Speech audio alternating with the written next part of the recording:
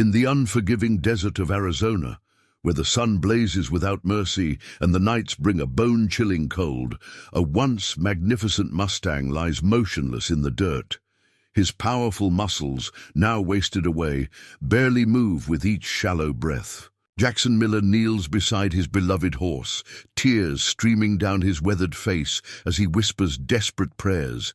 The bond between this man and animal spans 7 years of triumph and hardship, but today, as the veterinarian delivers the devastating news, hope seems lost forever. What happens in the next 72 hours will defy medical science, challenge everything Jackson believes, and reveal the extraordinary power of the connection between a dying horse and the man who refuses to let go.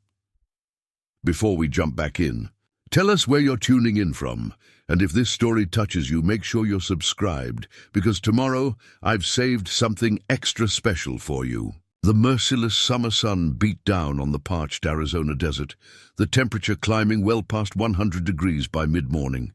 The Miller Ranch, once a thriving horse-breeding operation, now stood in silent testimony to 3 years of devastating drought. Cracked earth stretched across what used to be lush pastures, and the ranch's buildings, weathered by decades of unforgiving elements, seemed to sag under the weight of financial burden. In the main stable, where prized horses once stood proudly in neat rows, only 3 stalls remained occupied, the last vestiges of Jackson Miller's dream. Jackson knelt in the largest stall, his calloused hands trembling as they stroked the neck of Thunder, his champion Mustang. The horse's once glossy chestnut coat was now dull and patchy, his powerful frame reduced to a skeletal shadow of its former glory. Thunder's breathing came in shallow, labored gasps, each one seemingly more painful than the last. "Easy, boy," Jackson whispered, his voice cracking with emotion. "Dr. Reynolds will be here soon." He reached for the water bucket, dipping a cloth and gently pressing it to Thunder's parched lips. The horse didn't respond, his once alert eyes now glazed and distant. At 45, Jackson's face told the story of a man who had spent his life under the harsh desert sun. Deep lines etched around his eyes from years of squinting against the brightness, his skin tanned and weathered like fine leather. His shoulders, once square and confident, now slumped with the weight of imminent loss. Thunder wasn't just any horse. He was the last connection to Jackson's late father, the final living symbol of the Miller family legacy. 7 years ago, Jackson had found Thunder during a terrible flash flood that tore through the nearby canyon. The young Mustang, barely 3 years old then, had been separated from his wild herd, his leg badly injured as he fought against the raging waters. Something about the horse's fierce determination to survive had called to Jackson, who risked his own life to rescue the panicked animal. That day marked the beginning of a bond that transcended the typical relationship between man and horse. Together, they had rebuilt the ranch's reputation, with Thunder becoming a champion in regional competitions. His bloodline had been the foundation of Jackson's breeding program, a program that had sustained the family through even the hardest times. Until now. The sound of tires on gravel pulled Jackson from his thoughts.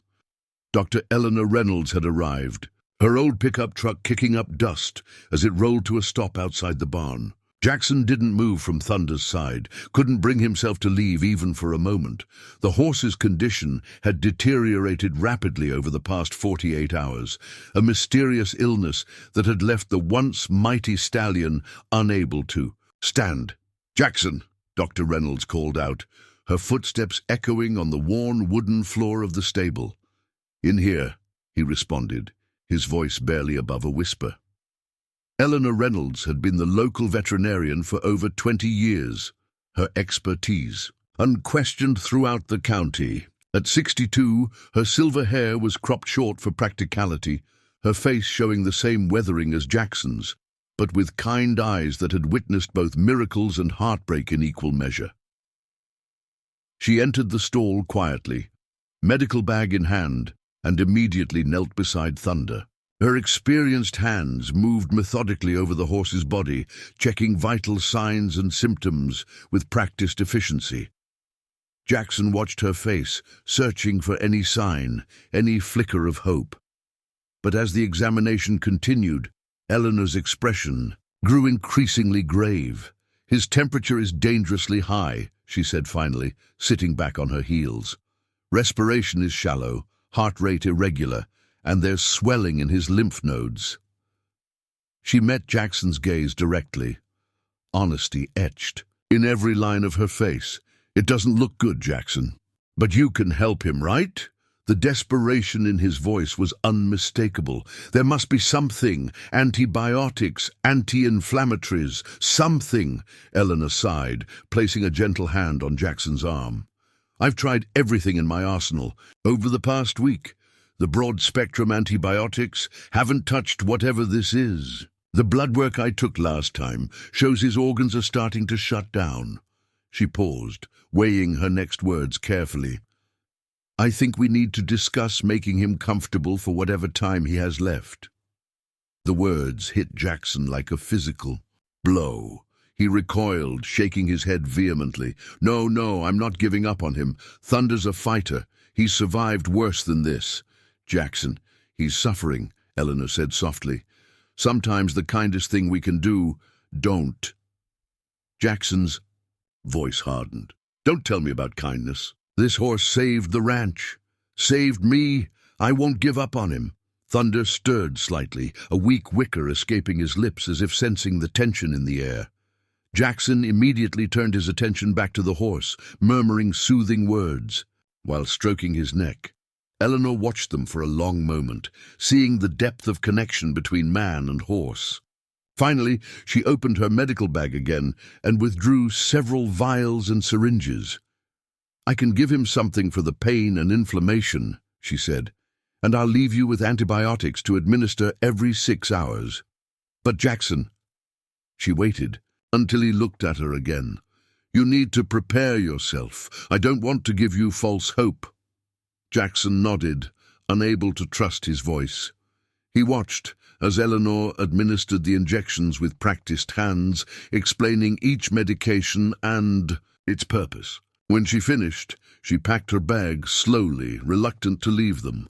"Call me any time, day or night," she said, standing in the stable doorway. "And Jackson, try to get some rest yourself. You won't be any good to him if you collapse." After Eleanor left, the stable fell into silence, broken only by Thunder's labored breathing. Jackson settled himself on the straw beside his horse, one hand resting on Thunder's neck, feeling each precious heartbeat.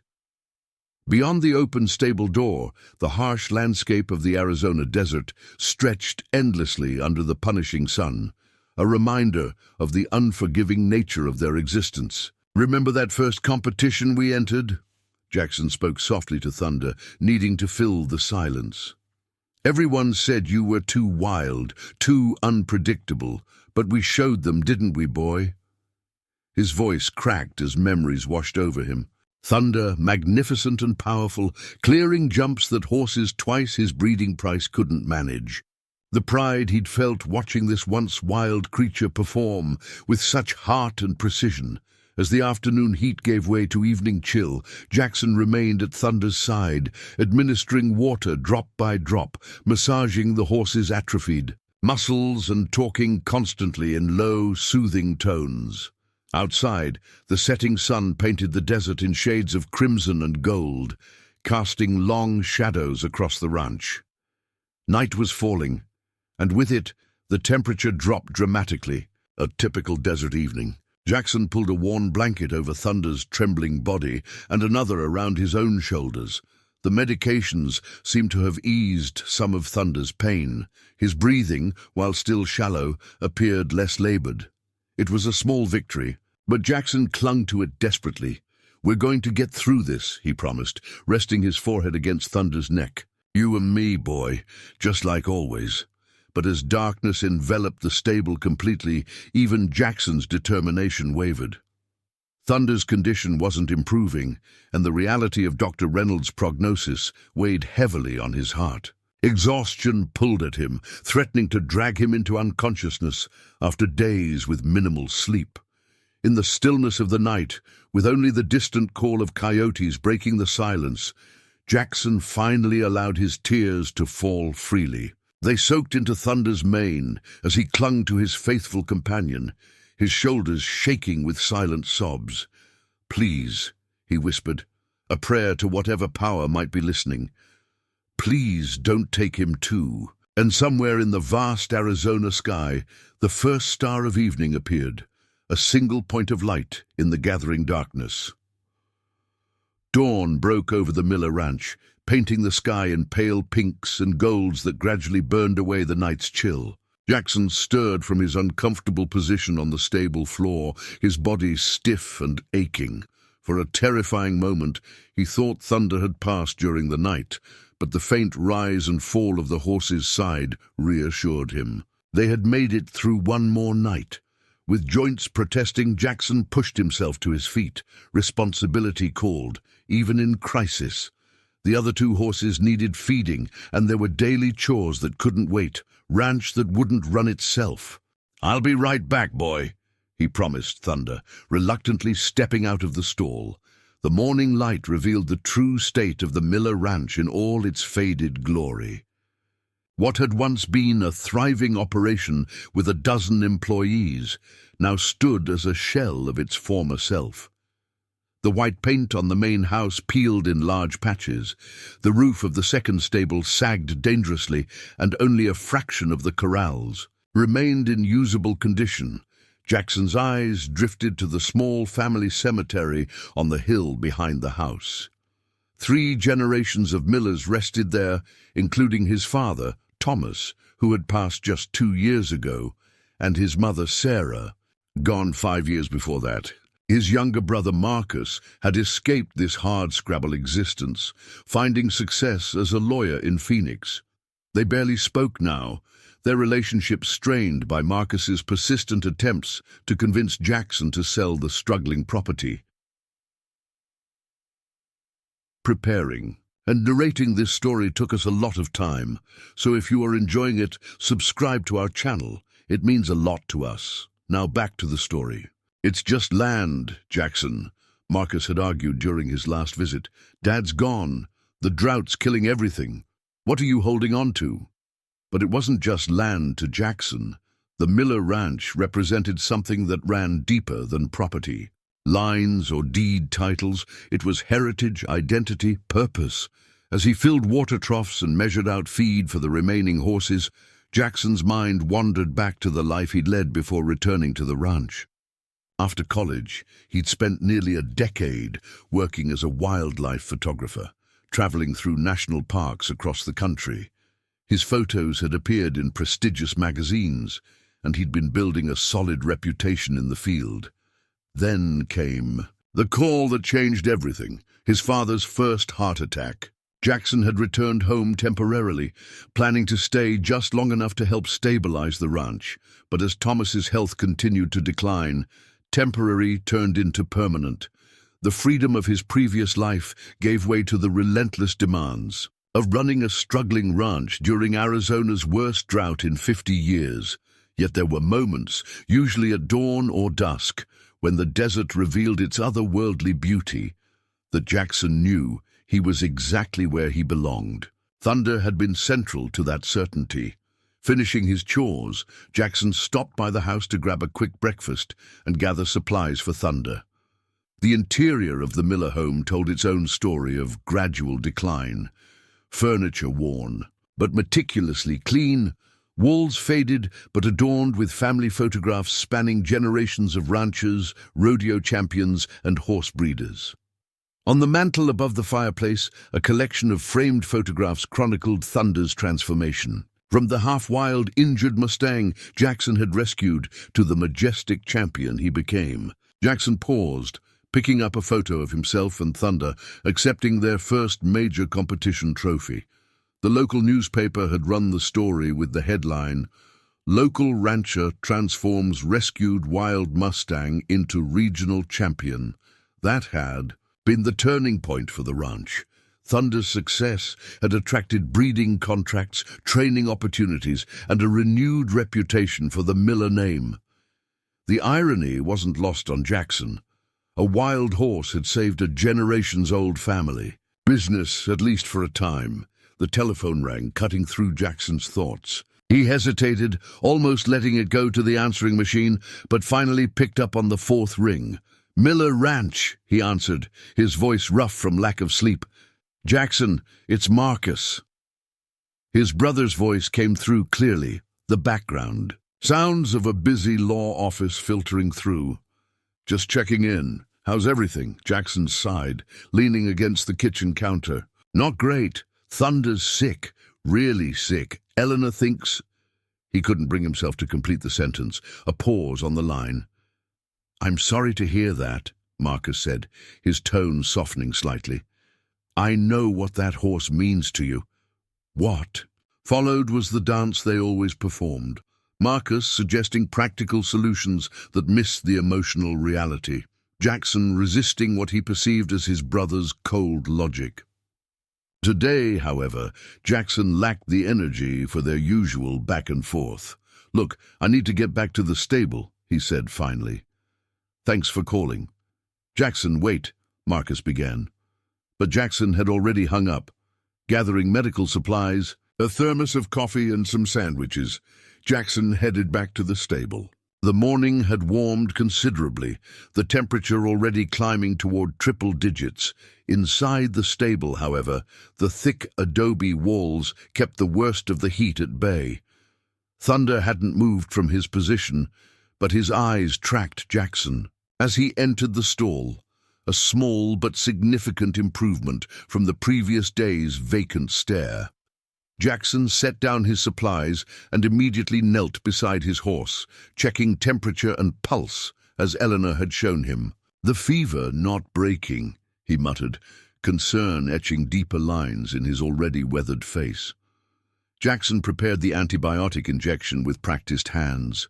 Years of working with horses had taught him the basics of veterinary care, though he'd never faced a challenge quite like this.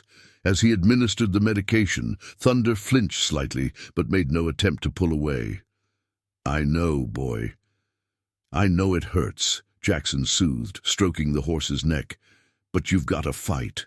With the medication administered, Jackson settled on the floor beside Thunder, his back against the stable wall.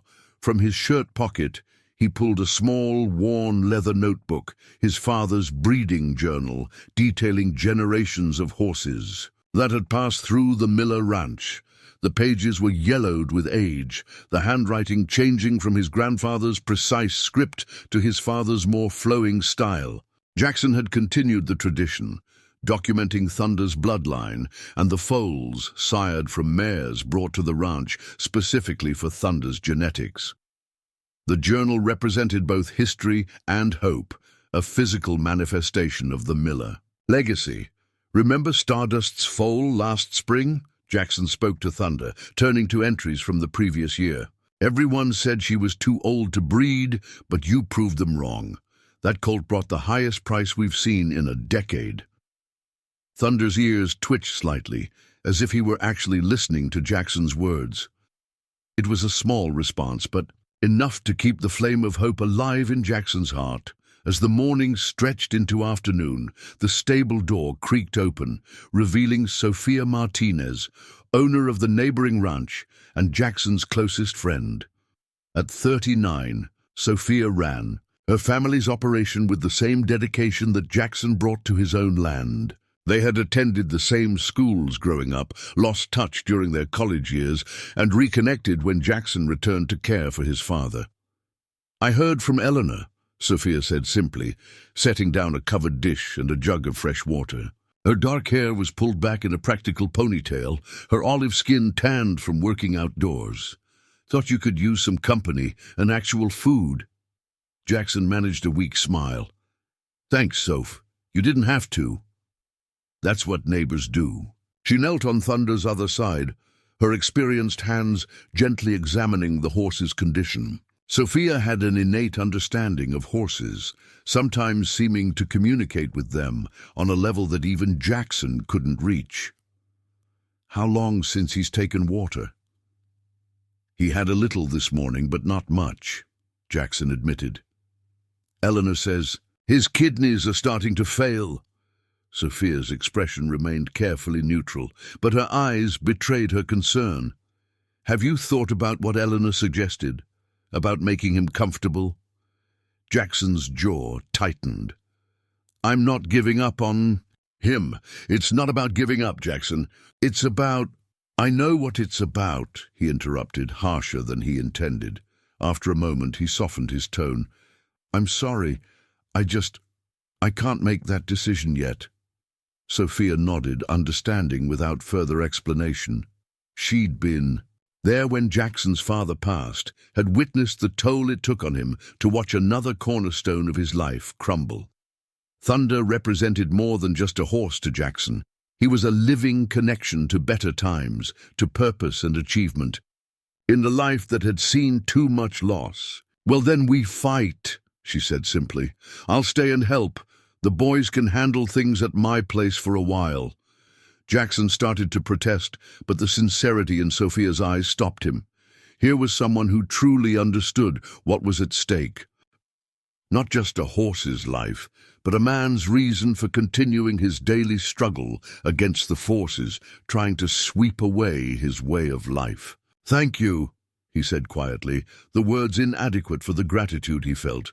Together they tended to Thunder through the afternoon, taking turns administering water with a syringe, massaging his muscles to prevent atrophy, and speaking in low, encouraging tones. The horse responded slightly better to Sophia's touch, perhaps sensing a different energy, or simply responding to her natural way with animals. As evening approached once more, Thunder's breathing seemed easier, though his fever remained dangerously high. It wasn't a recovery, not by any stretch, but it didn't decline either. For now, that would have to be enough. Outside, the setting sun cast long shadows across the Miller Ranch, illuminating a property worn by time and circumstance, but still standing, much like its owner. And in the stable, two friends maintained their vigil over a horse that had come to symbolize resilience in the face of impossible odds. Midnight had long since passed when Jackson jolted awake, disoriented and stiff from sleeping in the uncomfortable position against the stable wall. The single lantern he'd left burning cast long shadows across the straw-covered floor. For a moment, he couldn't identify what had awakened him. Then he heard it again. A soft, insistent nickering from Thunder. "What is it, boy?" Jackson scrambled. To his knees, immediately alert despite his exhaustion. Thunder's eyes were open, more alert than they had been in days. The horse was struggling, attempting to lift his head from the straw bedding. Jackson's heart leapt into his throat. Was this improvement or the final surge of energy that sometimes preceded death? He'd seen it before in other animals, that mysterious last reserve of strength before the end. "Easy, easy," Jackson whispered, placing his hand on Thunder's neck. The horse's skin burned hot beneath his palm, the fever still raging. Yet something was different. Thunder's eyes tracked his movements with greater awareness, and his ears flicked forward attentively. Sophia stirred from her makeshift bed on a pile of hay bales across the stable. "Jackson, what's happening?" Her voice was thick with sleep as she pushed herself up. "I don't know." "He's more alert, trying to move." Sophia quickly joined him in the stall, her practiced hands checking Thunder's vitals. "Pulse is stronger," she murmured, her brow furrowing. "But the fever is still too high." Thunder nickered again, more insistently this time.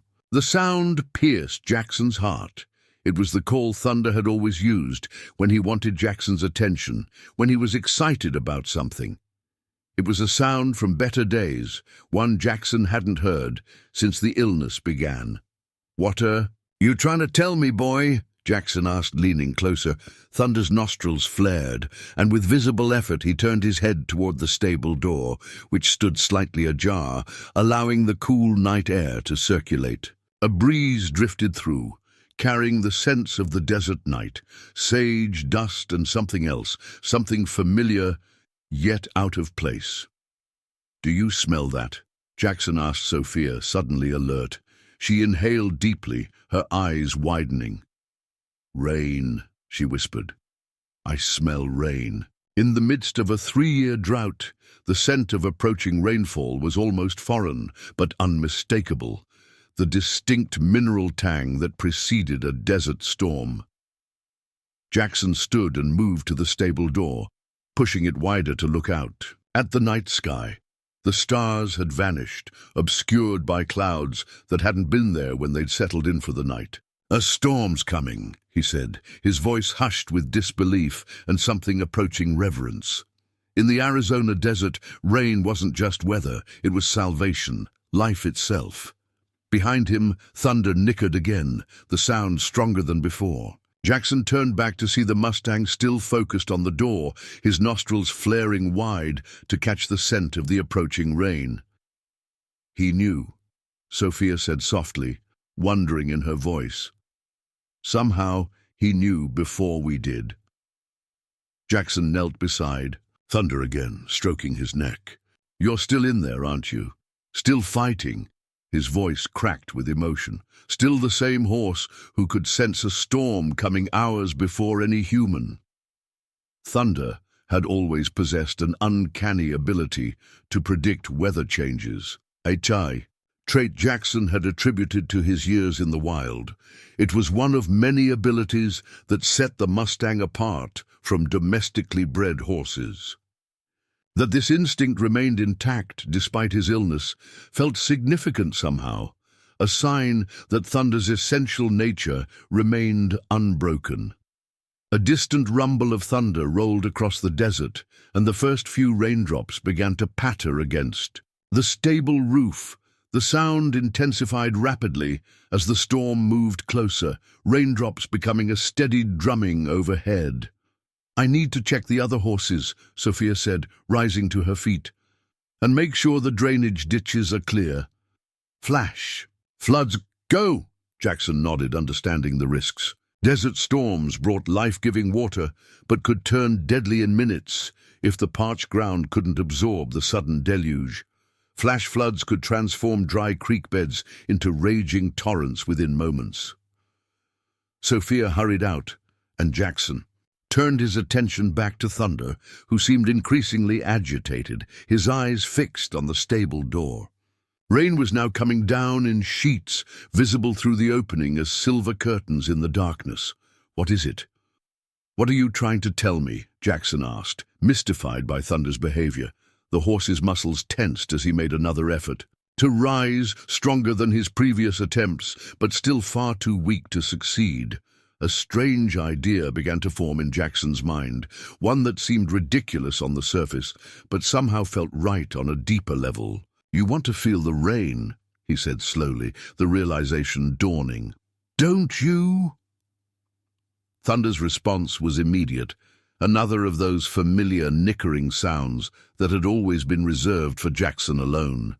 It was as clear an answer as any human words could have provided. Jackson hesitated, torn between medical common sense and the intuitive understanding of an animal he'd known for 7 years.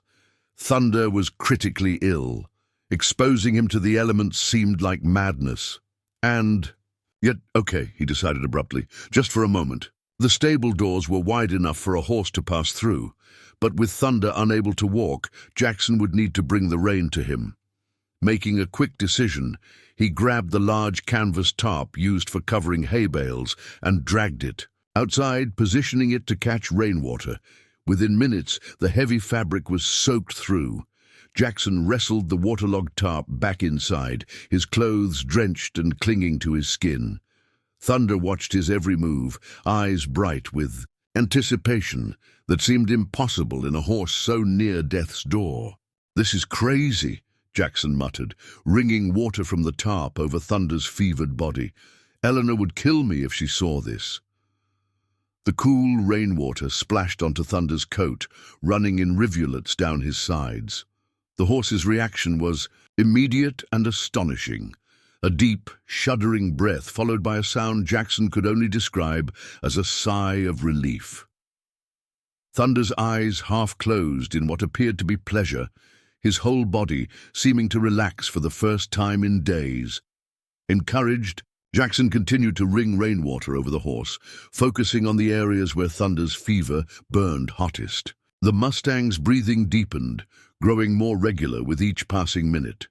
Sophia returned, soaked to the skin and breathing hard from her efforts to secure the property against flooding. She stopped short at the stable entrance, taking in the scene with wide eyes. "Have you lost your mind?" she asked, staring at Jackson and the dripping top. "You're getting him wet. His immune system is already compromised." "He wanted it," Jackson said simply, unable to explain the certainty he felt. "Look at him, Soph." She moved closer, her expression skeptical until she saw Thunder's response. The horse was visibly more relaxed, his breathing noticeably easier. When she reached out to check his temperature, her skepticism transformed into disbelief. "His fever," she began, placing her hand more firmly against Thunder's neck. "I think it's breaking." Jackson's hands trembled as he verified her assessment. Thunder's skin, while still warmer than normal, had cooled significantly. "It's not possible," he whispered. "The antibiotics weren't working. Nothing was working." "Well, something's working now," Sophia said, her scientific understanding battling with the evidence before her eyes. Outside, the storm intensified, rain hammering against the stable roof and occasional lightning illuminating the interior in brief, brilliant flashes. Thunder's eyes tracked each lightning strike, his ears moving in response to the thunder that followed. Jackson sat back on his heels, watching in amazement as Thunder's condition continued to improve before his eyes. It defied logic, medical science, and everything Eleanor had told them to expect. Yet it was happening nonetheless. The dying horse was responding to the rain in ways that seemed nothing short of miraculous. "I've heard stories," Sophia said quietly, her voice barely audible above the storm. "Old rancher tales about wild horses and their connection to the land. My grandfather used to say Mustangs carry the spirit of the desert inside them, that they're born from the same elements that shape this place." Under normal circumstances, Jackson might have dismissed such talk as superstition. But here, witnessing Thunder's transformation with his own eyes, the old stories suddenly felt less like folklore and more like forgotten wisdom. "The rain," he murmured, understanding dawning. "It's the first significant rainfall since he got sick." Thunder had been born wild, lived his first years free in the vast Arizona wilderness. Unlike domesticated horses, he had evolved to thrive in the harsh desert environment, developing adaptations and instincts that Jackson had only partially understood. The prolonged drought had taken its toll on everything living in the region, including, perhaps, a horse whose very essence was intertwined with the desert's natural cycles. "We need more," Jackson decided suddenly, grabbing the now drying top. "Help me soak it again." Together, they dragged the heavy canvas outside, holding it up to capture the pouring rain. Lightning cracked overhead, dangerously close, but Jackson barely noticed. His focus had narrowed to a single purpose, bringing the rain's healing power to Thunder. When they returned with the soaked tarp, Thunder greeted them with a stronger nicker than before. His eyes followed their movements with increased awareness, and when they wrung the rainwater over him again, he actually attempted to roll slightly, trying to maximize contact with the moisture. "Look at his muscles," Sophia pointed out, her voice filled with wonder. "They're not as rigid." She was right. The tense, cramped posture that had characterized Thunder's illness was gradually relaxing. The horse's breathing continued to improve, each inhale deeper and more regular than the last. Jackson knelt in the wet straw beside Thunder, not caring about the discomfort. He placed his hand on the horse's neck, feeling the steady thrumming of blood beneath the skin, stronger than it had been in days. In that moment, something passed between them, an understanding that transcended words. Thunder's eyes met his, clear and present in a way they hadn't been since the illness began. "You knew," Jackson whispered, leaning close to Thunder's ear. "You knew the rain would help you heal." Thunder nickered softly in response, his breath warm against Jackson's cheek. Outside, the storm continued to rage, bringing life-giving moisture to the parched desert, and somehow to the dying horse within the stable walls. For the first time in days, hope kindled in Jackson's chest, not the desperate clinging hope of a man unwilling to face reality, but something stronger and more substantial. Thunder wasn't out of danger, not by any means, but something fundamental had shifted. The impossible suddenly seemed possible. As midnight gave way to the early hours of morning, Jackson and Sophia continued their rain-gathering mission, bringing the desert storm's essence to Thunder, one tarpful at a time. With each application, the horse grew visibly stronger, more present, more himself.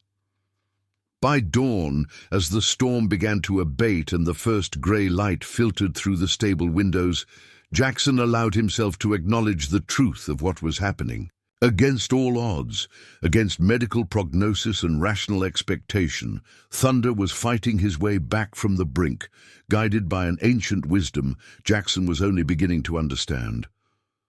Morning light filtered through the stable windows, illuminating dust motes that danced in golden beams. The storm had passed, leaving behind a transformed landscape. Outside, the parched desert had awakened. Water pooled in natural depressions, dormant plants unfurled new growth, and the air carried the intoxicating scent of wet earth. Inside the stable, Jackson sat beside Thunder, dark circles under his eyes, betraying his sleepless night. Yet his exhaustion was tempered by cautious optimism. The Mustang's condition, while still serious, had improved remarkably. Thunder's fever had broken, his breathing had stabilized, and most significantly, he had managed to lift his head and maintain the position for several minutes at a time. Sophia had left shortly after dawn to tend to her own ranch, promising to return by midday. In her absence, Jackson continued to monitor Thunder's vital signs, making notes in a journal he'd started keeping since the horse fell ill. "Temperature still elevated, but continuing to drop," he murmured as he wrote. "Respiration improved, muscle tone returned gradually." He paused, pen hovering over the paper before adding, "Responded dramatically to rainwater application." That last observation troubled him. How would he explain this to Dr. Reynolds? The veterinarian was due to visit later that morning, and Jackson knew she would require a thorough account of the night's events. How could he describe what had happened without sounding like he'd lost his grip on reality? The crunch of tires on gravel announced Eleanor's arrival earlier than expected. Jackson tucked the journal away and rose stiffly to meet her at the stable entrance. "You look terrible," Eleanor said by way of greeting, her keen eyes assessing Jackson's disheveled appearance. "Did you sleep at all?" "Not much," Jackson admitted, "but something's happened, Eleanor. Something I can't explain." The veterinarian's expression shifted from professional concern to curiosity. "Go on." Jackson led her to Thunder's stall, where the Mustang immediately acknowledged their presence by raising his head slightly. Eleanor's eyebrows shot up at this simple yet significant movement. "Well, that's unexpected," she said, kneeling beside the horse and opening her medical bag. "Last time I was here, he could barely respond to stimuli." As Eleanor conducted her examination, Jackson described the events of the night, Thunder's sudden alertness, his apparent awareness of the approaching storm, and the inexplicable improvement after exposure to the rainwater. He tried to present the facts without interpretation, but the wonder he'd felt was evident in his voice. Eleanor listened without interruption, her expression unreadable as her hands moved methodically over Thunder's body. When Jackson finished, she sat back on her heels, a deep furrow between her brows.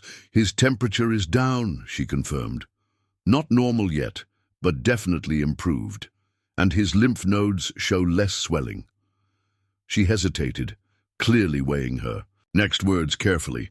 "But Jackson, correlation doesn't equal causation. The antibiotics might have finally kicked in, or his immune system could have rallied on its own."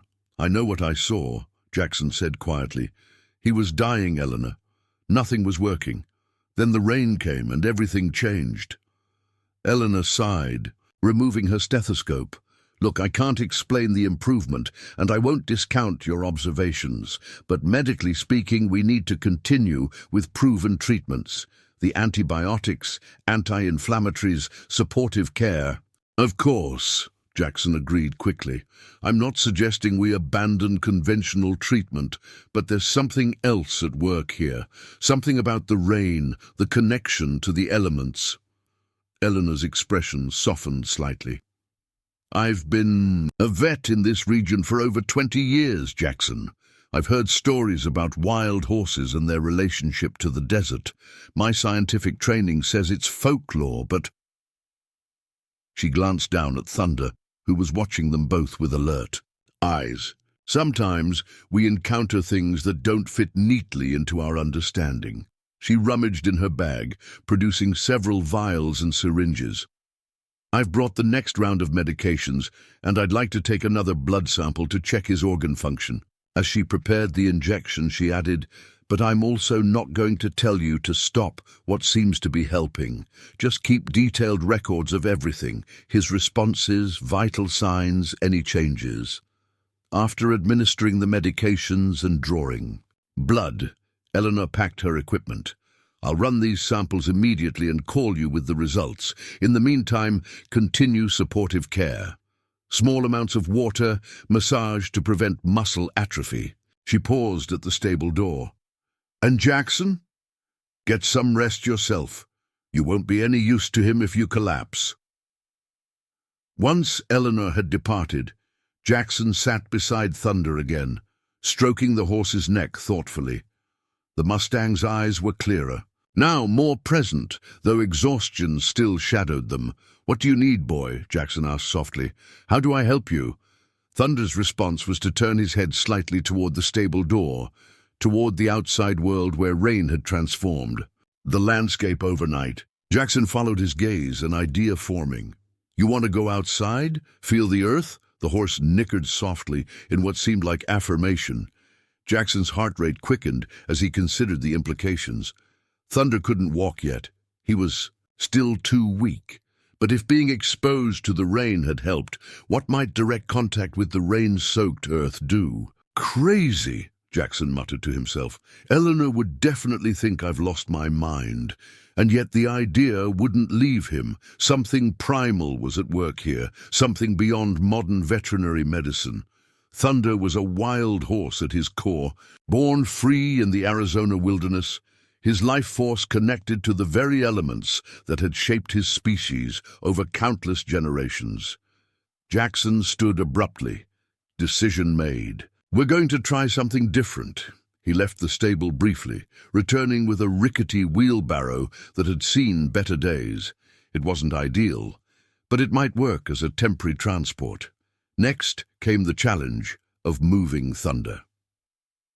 The horse was too weak to stand under his own power, which meant Jackson would need to create a makeshift sling.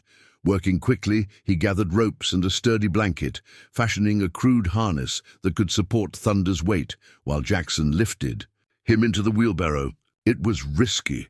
The wrong move could injure the horse further or strain Jackson's back, but the determined look in Thunder's eyes steeled his resolve. "This might hurt a bit," Jackson warned, as he positioned the sling beneath the Mustang.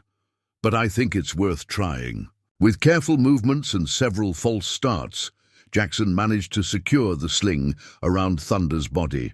The horse remained surprisingly calm throughout the process, as if understanding Jackson's intent. When everything was ready, Jackson took a deep breath, braced himself and began to lift. The strain was immediate and intense. Thunder, even in his weakened state, weighed over 800 pounds. Jackson's muscles screamed in protest as he struggled to raise the horse just enough to maneuver him into the wheelbarrow. "Come on," he grunted through clenched teeth. "Just a little more."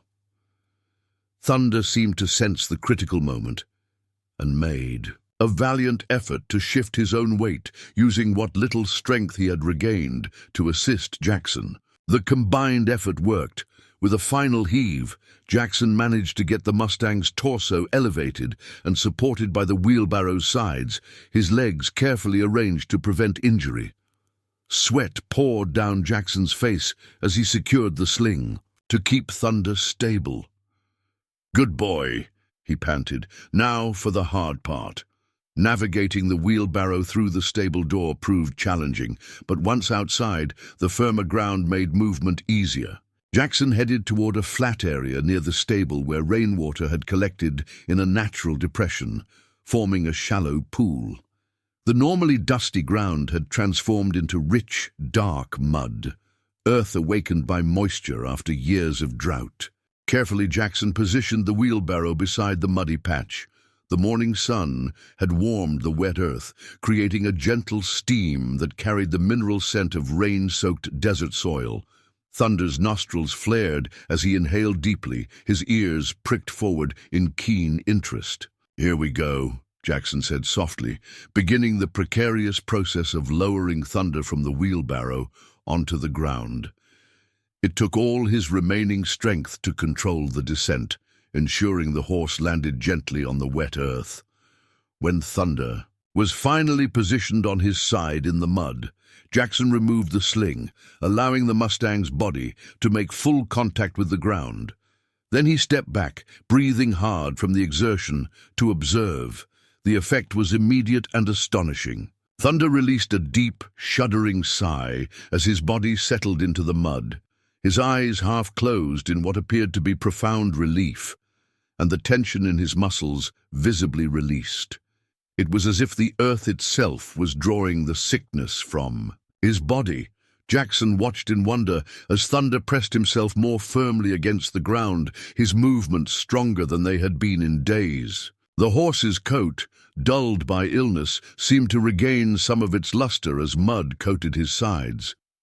"That's it," Jackson encouraged, kneeling beside Thunder and scooping handfuls of wet mud to spread over areas that weren't in direct contact with the ground. "Take what you need from it." Time seemed to slow as Jackson continued this process, applying mud to Thunder's fevered body while the horse absorbed whatever healing elements the earth provided. The sun climbed higher, warming them both as the miracle, there was no other word for it, unfolded before Jackson's eyes. Thunder's breathing deepened, his heart rate steadied, and most remarkably, the distant pain-glazed look in his eyes continued to recede, replaced by the familiar intelligence and spirit that had always defined him. By mid-morning, the Mustang was not only alert, but actively participating in the process, shifting position to expose different parts of his body to the healing mud. So absorbed was Jackson in the treatment that he didn't notice Sophia's truck approaching until she called out to him, "Jackson, what on earth are you doing?" Her voice carried across the yard as she hurried toward them, alarm evident in her expression. He looked up, suddenly aware of how the scene must appear, a mud-covered man tending to an equally mud-covered horse lying in a puddle. "It's working, Soph," was all he could say, gesturing toward Thunder. Skepticism gave way to amazement as Sophia drew closer and saw for herself. Thunder acknowledged her arrival with a soft nicker, his eyes tracking her movements with clear recognition. "That's remarkable," she admitted, crouching beside them. "His eyes are so much clearer." "It's the earth," Jackson explained, his voice thick with emotion. He needed to reconnect with it. The rain awakened something in the desert, and it's awakening something in him too. Sophia didn't argue. She had grown up in this land, surrounded by stories of its mysterious healing properties and the special relationship between wild horses and the desert. Seeing the evidence before her, she could only nod in understanding. "My grandfather would say the desert never truly gives up its own," she murmured, reaching out to gently touch Thunder's mud-caked flank. They remained there for hours, periodically, applying fresh mud and ensuring Thunder remained comfortable. The Mustang basked in the sun and earth, drawing strength from elements that had shaped his ancestors for centuries. By early afternoon, he attempted something that seemed impossible just 24 hours earlier. He tried to stand. The first attempt failed, his legs still too weak to support his weight. But the second try, with Jackson and Sophia providing careful support, resulted in Thunder rising shakily to his feet for a brief moment before settling back down. It wasn't a full recovery by any means, but it was undeniable progress. "We need to call Eleanor," Sophia said as they watched Thunder. "Rest after the exertion. She needs to see this." Jackson nodded, though apprehension flickered across his features. "What if she insists we bring him back inside? What if she doesn't understand?" Sophia placed a reassuring hand on his shoulder. "She's a good vet, Jackson. She cares about Thunder, and she respects you. If she sees what we're seeing, she'll listen."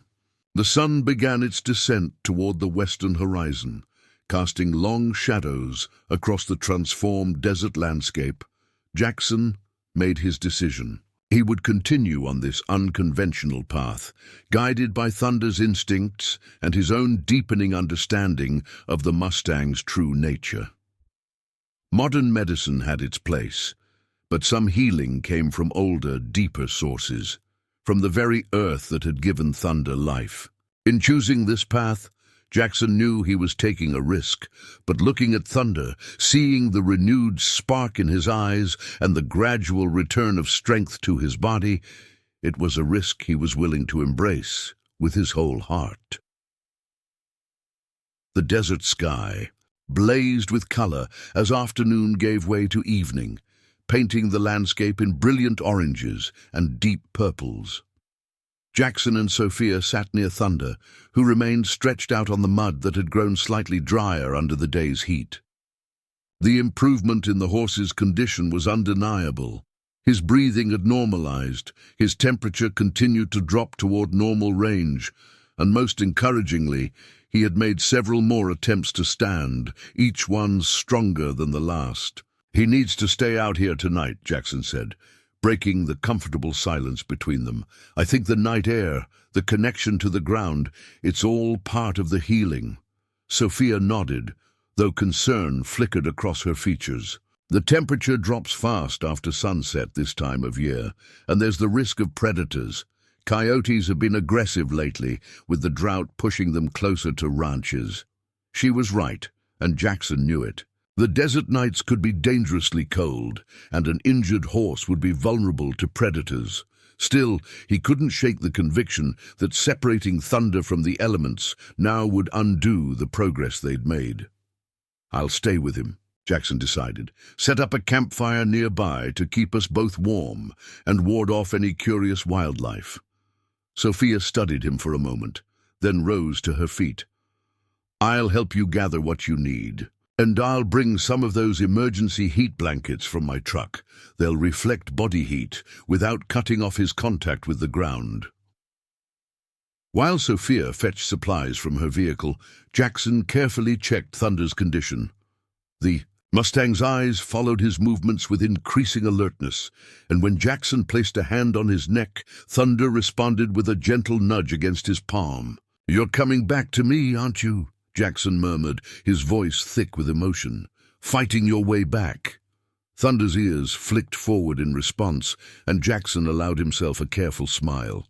He'd learned not to hope too quickly, not to assume victory before it was certain, but it was becoming harder to deny the evidence before his eyes. Whatever mysterious connection existed between the wild-born horse and the rain-awakened desert, it was a kind of healing that defied conventional explanation.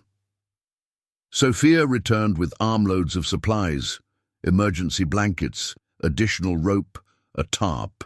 For Jackson, food, water, and a battery-powered lantern. Between the two of them, They quickly established a small camp around Thunder, gathering dried brush and wood for a fire as the temperature began its rapid desert descent. "Eleanor called while I was at the truck," Sophia said as they worked. "She's running additional tests on Thunder's blood samples. She'll come out first thing tomorrow morning." Jackson nodded, wondering how the veterinarian would react to their outdoor healing attempt.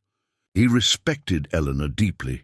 She'd been caring for Miller Ranch horses since before his father's time, but this situation pushed the boundaries of conventional veterinary practice. As dusk deepened into night, Sophia reluctantly prepared to leave. Her own ranch needed attention, and she'd already spent most of the day away. "You're sure about this?" she asked one final time, looking from Jackson to Thunder and back again. "I could stay, or you could bring him back to the stable." "We'll be fine," Jackson assured her.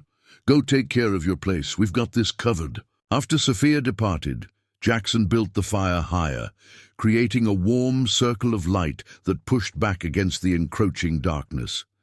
He positioned himself beside Thunder, spreading the emergency blankets over the horse's body while ensuring maximum contact with the earth remained. The Mustang seemed at peace, his breathing deep and regular, his body more relaxed than it had been in days.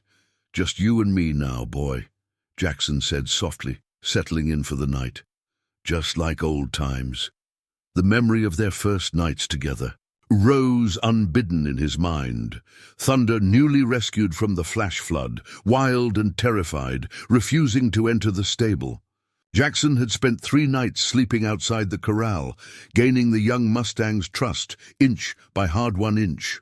Those nights under the stars had forged the beginning of their bond, teaching Jackson patience and humility in the face of the horse's wild spirit. The desert night deepened around them, bringing with it the distinctive symphony of nocturnal life, the distant howl of coyotes, the rustle of small creatures in the underbrush, the occasional cry of a night bird. Thunder's ears moved constantly, tracking these sounds with the instinctive vigilance of a wild horse.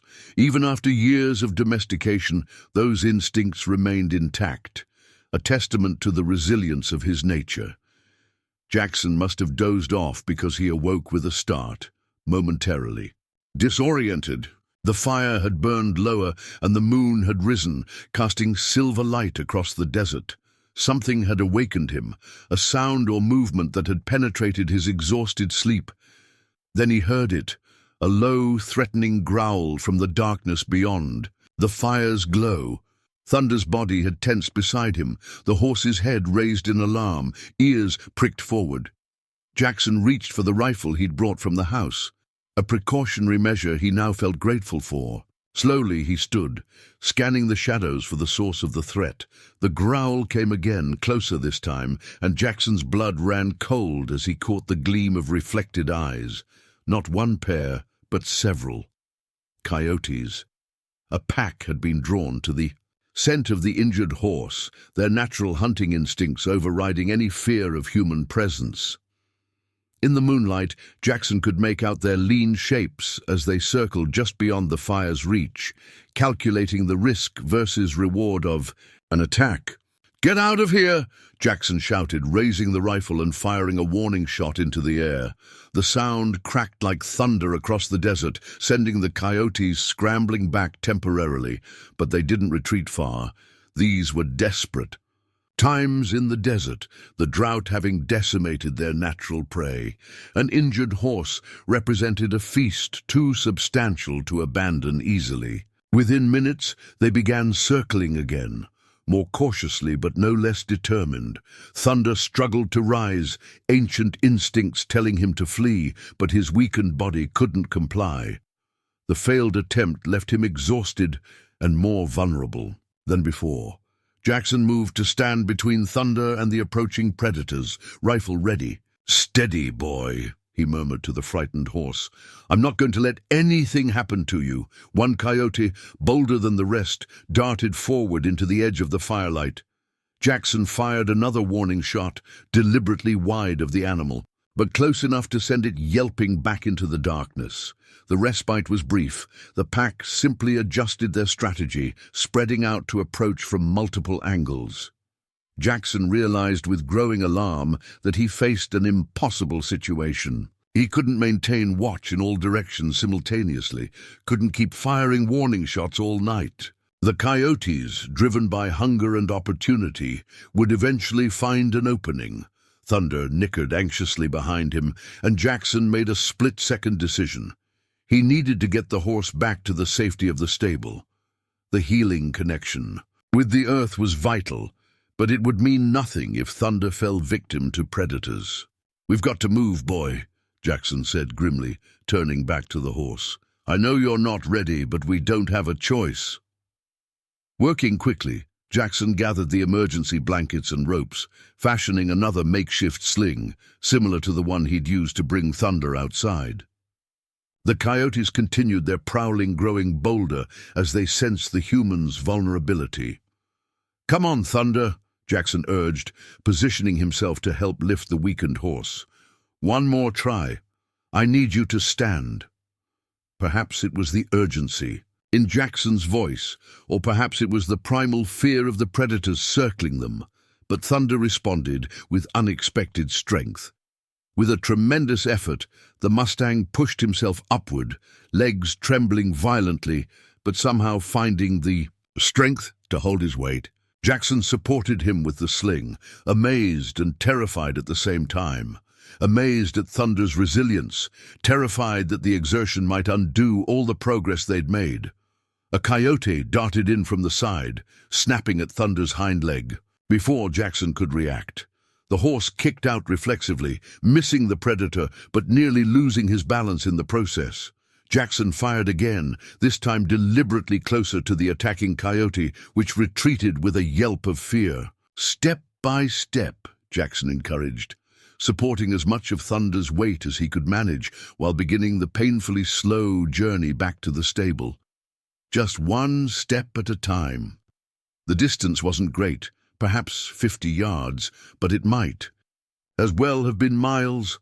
Thunder's strength was severely limited, each step a monumental effort that left him trembling. The coyotes followed, maintaining a wary distance from the rifle, but unwilling to abandon the pursuit entirely. Halfway to the stable, Thunder stumbled, nearly collapsing. Jackson braced himself, taking more of the horse's weight onto his own body, his muscles screaming in protest. "Don't quit on me now," he gasped, his voice strained from the effort. "We're almost there." Thunder's response was a soft, pained nicker, but he didn't fall.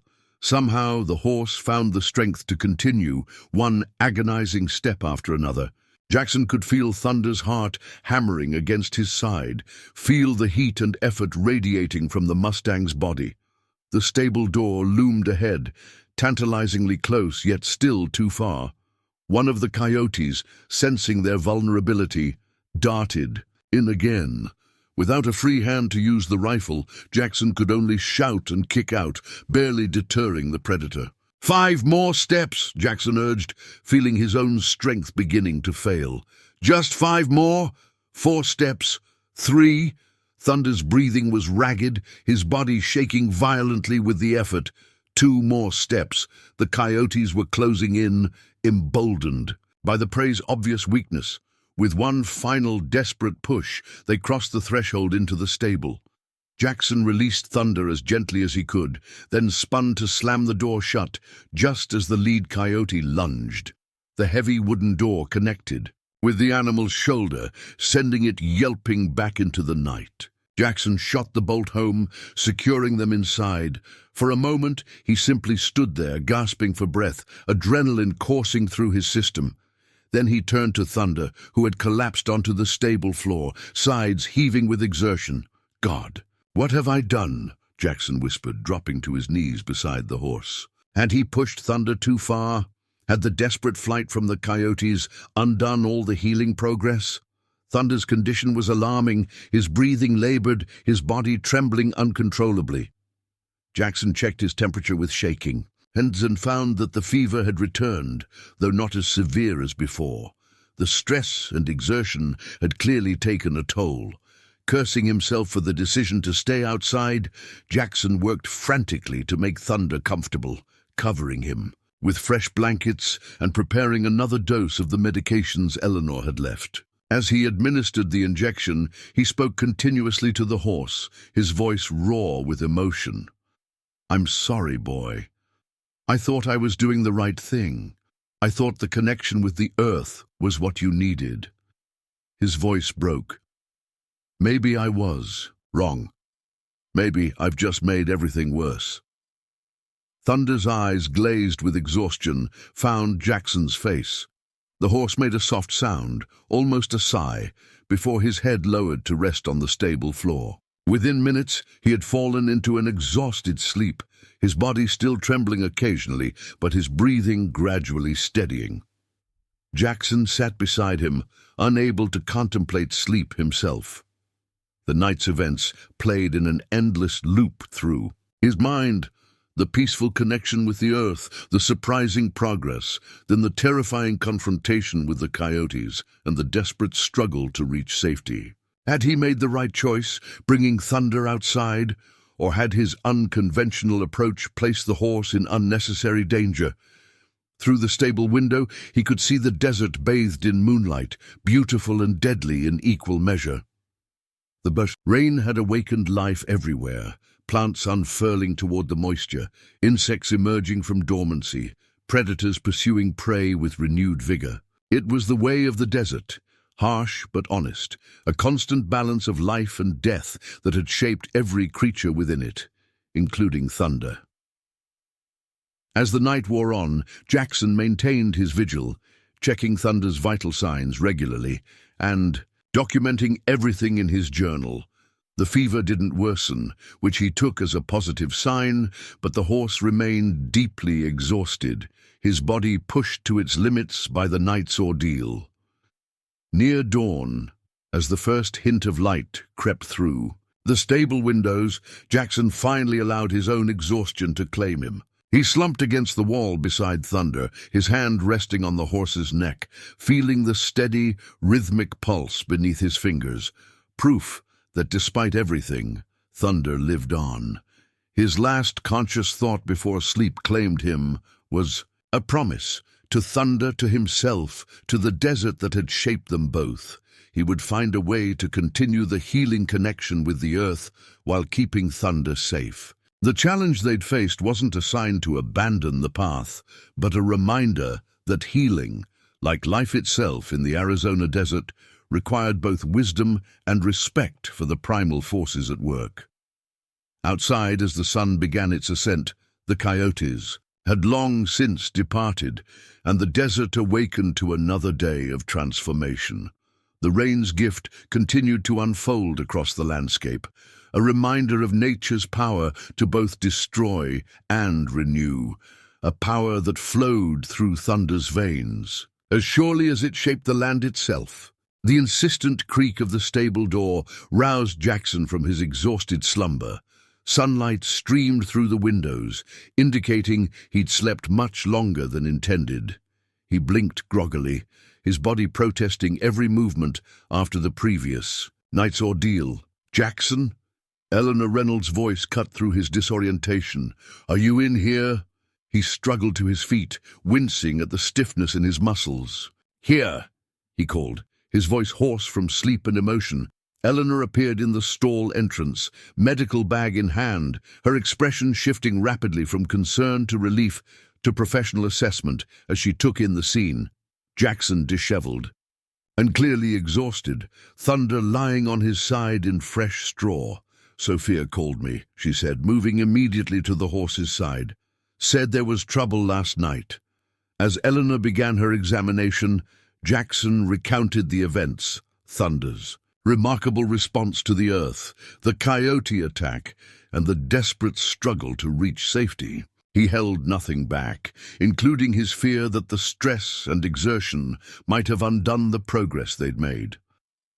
Eleanor listened without comment, her experienced hands moving methodically over Thunder's body, checking vital signs and responses. When she finally sat back on her heels, Her expression was difficult to read. "His temperature is elevated again," she confirmed, "but not dangerously so. Respiration is labored but steady. The most concerning thing is his exhaustion. He's depleted what little reserves he had built up." Jackson's heart sank. "I shouldn't have kept him outside. It was a mistake." "I'm not so sure about that," Eleanor said, surprising him. "The blood work I ran yesterday showed significant improvement in his kidney and liver function, improvement that frankly doesn't make sense, given how sick he was." She paused, choosing her words carefully. "Something was working, Jackson. Something. Beyond the medications I prescribed." Hope flickered in Jackson's chest. "You believe me about the connection to the earth?" "I believe in observable evidence," Eleanor replied pragmatically. "And the evidence suggests that whatever you did helped, even if I can't explain the mechanism." She began preparing medications from her bag. "That said, I think we need to be more strategic about it. The coyotes were a risk we should have anticipated." Jackson nodded, relief washing through him. Eleanor wasn't dismissing his approach. She was incorporating it into her thinking, acknowledging what she couldn't explain, while still bringing her medical expertise to bear. "What do you suggest?" he asked. "For today, he stays inside to rest and recuperate," she said firmly. "He needs quiet and stability to rebuild his strength." She administered an injection with practiced efficiency. "But if his condition stabilizes by evening, we might consider bringing some of the elements to him, rather than taking him outside." Bring the earth to him. Jackson pondered the idea. "Like creating a mud bath in the stable?" Eleanor nodded. "Essentially, it's not ideal. The full spectrum of whatever is helping him might be diminished, but it's safer than exposing him to predators again." She hesitated, then added, "There's also the matter of the upcoming storm." Another storm. Jackson moved to the stable door, peering out at the clear blue sky. "There's not a cloud in sight." "Barometric pressure's dropping," Eleanor explained. "National Weather Service is predicting a significant system moving in from the southwest, potentially much stronger than last night's rain." Jackson's mind raced with implications. If the light rain had triggered such dramatic improvement in thunder, what might a major storm bring? The potential felt significant, either for rapid healing or unforeseen risk. "When?" he asked. "Tomorrow, according to the forecast, likely by midday." Eleanor completed her examination and repacked her bag. "I've left additional medications and detailed instructions on dosages. Follow them precisely and call me if there's any change in his condition, positive or negative." After Eleanor departed, Jackson sat beside Thunder, mentally processing everything he'd learned. The horse was resting more comfortably now, the medications easing his discomfort from the previous night's exertion. His eyes, though heavy-lidded with exhaustion, followed Jackson's movements with clear recognition. "We're going to try something different," Jackson told him, stroking his neck gently. "Bring the healing to you, where it's safe." Thunder nickered softly in response, his trust in Jackson evident despite the harrowing night they'd shared. The sound pierced Jackson's heart, a reminder of how far they'd come together and how much remained at stake. The day passed quietly as Jackson focused on restoration, both Thunder's and his own. He forced himself to eat properly, nap when Thunder slept, and attend to essential ranch chores during brief periods away from the stable. By late afternoon, he felt somewhat recovered, his mind clearer and better able to formulate a plan. Sophia arrived as the sun began its descent, bringing fresh supplies and news from town. "Everyone's talking about the storm coming," she said, unloading groceries in the ranch house kitchen. "They're saying it could be the biggest rainfall in 5 years." Jackson nodded, pouring coffee for them both. "Eleanor mentioned it. I've been thinking about what it might mean for Thunder. Together, they discussed possibilities while preparing a simple meal. The idea of creating an earth connection inside the stable took shape between them, details refined through their combined practical knowledge of horses and desert ecology. "We'll need to protect the stable floor," Sophia pointed out. "Waterproof, on tarps underneath, with proper drainage channels, and the right kind of soil," Jackson added. "Not just any dirt, but the mineral-rich clay from the eastern ridge where the wild horses graze. That's where Thunder came from originally."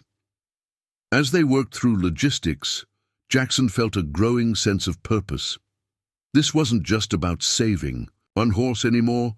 It was about reconnecting with something deeper, something his ancestors might have understood, but that modern life had largely forgotten: the healing relationship between creatures and the land that shaped them. After their meal, they returned to the stable to find Thunder attempting to rise. The horse had managed to get his front legs underneath him, though his hindquarters remained on the ground. The effort clearly exhausted him, but there was determination in his eyes that hadn't been there before. "Easy, boy," Jackson soothed, hurrying to his side. "Don't push too hard."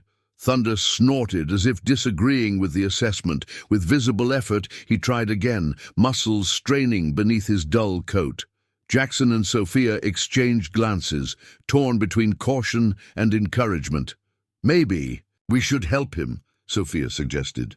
"Not force him up, but support him if he's determined to try." Jackson considered for a moment, then nodded. Together, they positioned themselves on either side of Thunder, ready to provide stability without taking over his effort. On the third attempt, the Mustang lurched upward, front legs straightening, hindquarters following with trembling effort. For a brief, triumphant moment, Thunder stood on all four legs, wobbly and unsteady, but standing nonetheless. "Look at you," Jackson whispered, his voice thick with emotion. "Standing on your own." Thunder couldn't maintain the position for long. Within seconds, his hindquarters began to sink, and Jackson and Sophia guided him down gently. But the milestone wasn't diminished. After days of lying unable to rise, the horse had found the strength to stand, however briefly. "That's our sign," Sophia said firmly. "He's ready for the next phase." Throughout the evening, they prepared for their earth-healing experiment. Jackson took the truck to the eastern ridge, collecting several large containers of the reddish clay soil that distinguished that area of the ranch. Meanwhile, Sophia prepared the stable, laying down waterproof tarps and creating a shallow depression that could contain muddy earth while still allowing Thunder to lie comfortably. By nightfall, they had established a rudimentary mud bath in a corner of Thunder's stall. It wasn't as extensive or natural as direct contact with the rain-soaked desert, but it offered a safer alternative while maintaining the essential connection to the earth. "What do you think, boy?" Jackson asked, guiding Thunder toward the prepared area. Not quite the great outdoors, but it might help. To their satisfaction, Thunder showed immediate interest, sniffing the clay soil with flared nostrils and pawing at it gently with one hoof. When they helped him lie down on the mud, he released a deep sigh that seemed to resonate from his very core. "He remembers," Sophia said softly. "He knows what helped him before." They took turns throughout the evening, applying fresh mud to areas of Thunder's body that weren't in direct contact with the ground and monitoring his responses. By midnight, the results were clear. His temperature had stabilized, his breathing had deepened, and most significantly, the tension in his muscles had released. It wasn't as dramatic as the previous day's improvement, but it was undeniable progress. As the night deepened, Sophia insisted that Jackson get proper rest in the house. "I'll stay with Thunder," she offered. "You've been going non-stop for days. You need actual sleep in an actual bed." Though reluctant to leave, Jackson couldn't deny his exhaustion. "Call me if anything changes," he insisted, heading for the house with dragging steps. In the quiet solitude of his childhood home, surrounded by memories of earlier generations, Jackson allowed himself to truly relax for the first time in days. The shower washed away layers of dust, mud, and worry, while clean clothes and a proper meal restored some of his depleted physical resources. Before sleep claimed him, he stood at his bedroom window, looking out across the ranch towards the stable. The moon illuminated the landscape in silver light, transforming the ordinary into something mysterious and ancient.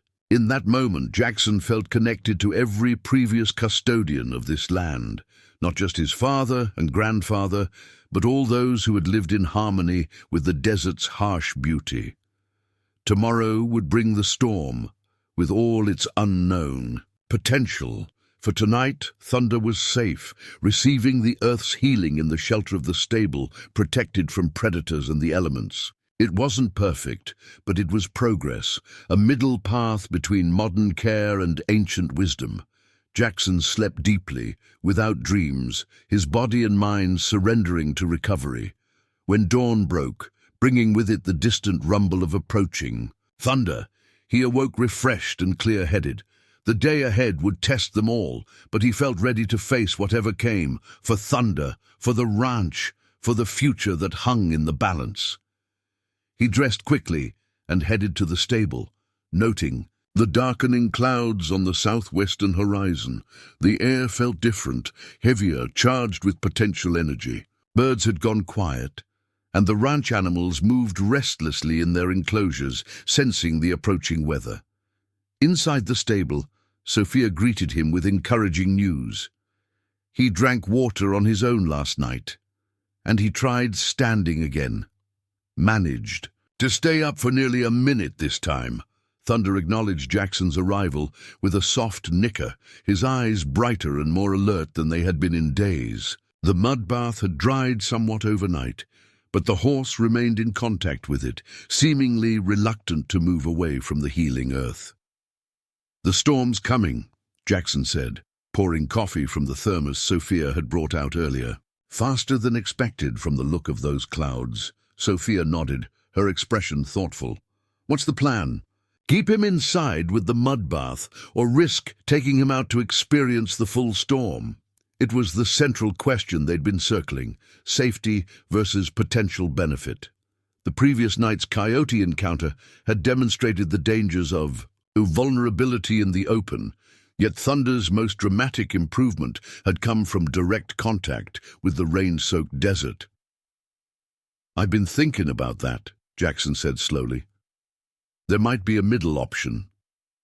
He described his idea, using the small corral attached directly to the stable, which offered open-air exposure while maintaining secure fencing against predators. It would allow Thunder to experience the storm directly while providing quick access to shelter if needed. It could work, Sophia agreed, considering the logistics. "We'd need to reinforce the gate, maybe set up some kind of canopy for partial shelter without blocking the rain." Together, they spent the morning preparing the corral, working with increasing urgency as the storm clouds approached. Thunder seemed to sense their purpose, watching their activities with keen interest, his body language displaying growing anticipation rather than fear. By mid-morning, the wind had picked up significantly, driving dust before the approaching rain front. The storm was moving faster than predicted, dark clouds boiling across the sky with occasional flashes of lightning visible in the distance. The air vibrated with potential energy, and the scent of rain grew stronger with each passing minute. "It's time," Jackson said, surveying their preparations. "The rain will be here within the hour." With careful coordination, they helped Thunder to his feet, supporting him as he took unsteady steps toward the corral. The Mustang's determination was evident in every movement. Though physically weak, his spirit drove him forward with clear purpose.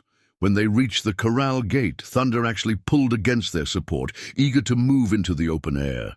"Slow and steady," Jackson cautioned, though his heart soared at the horse's enthusiasm. "We've got time." Once inside the corral, Thunder lifted his head high, nostrils flaring as he took in the scent of the approaching storm. His ears pricked forward, and a tremor ran through his body, not of fear, but of anticipation.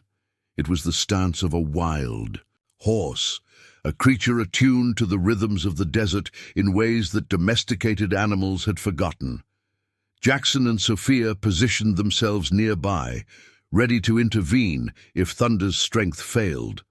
But the Mustang remained standing, his focus entirely on the darkening sky. The first heavy raindrops began to fall, individual splashes in the dust that quickly multiplied into a steady pattern.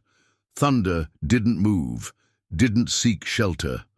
Instead, he raised his head higher, allowing the rain to wash over him, his eyes half closing in what appeared to be profound relief or pleasure. The rainfall intensified rapidly, soaking his coat and running in rivulets down his sides. "Look at him," Sophia whispered, awe in her voice. "He's not just accepting it, he's welcoming it." Jackson nodded, unable to speak past the lump in his throat. The image before him was powerful beyond words. A once dying horse, standing proud in the rain, reconnecting with the elemental forces that had shaped his species.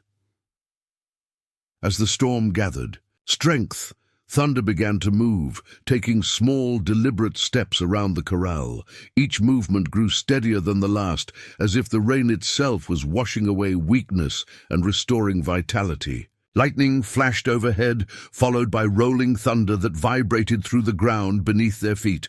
Most domesticated horses would have panicked at the noise and proximity of the storm, seeking shelter and comfort. But Thunder was different. The storm seemed to awaken something primal within him, something that remembered the wind and rain as allies rather than threats. "He's getting stronger before our eyes," Sophia said, her voice barely audible above the storm. "It's like he's absorbing energy directly from the rain."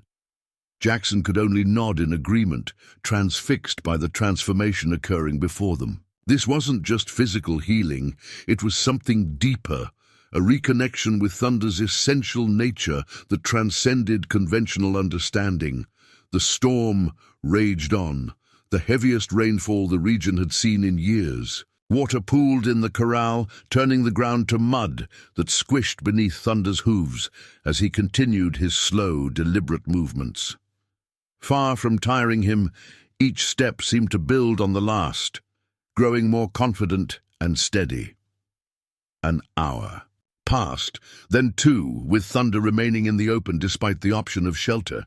Jackson and Sophia stayed with him, themselves soaked to the skin, but unwilling to miss a moment of the miraculous transformation unfolding before them. By the time the storm began to abate, the change in Thunder was undeniable. He moved with growing ease, his head held high, his eyes clear and alert. When he approached Jackson, there was recognition and connection in his gaze, not just awareness, but presence, as if his full self had returned from whatever distant place the illness had sent him. "Welcome back," Jackson whispered, reaching out to touch the horse's rain-soaked neck.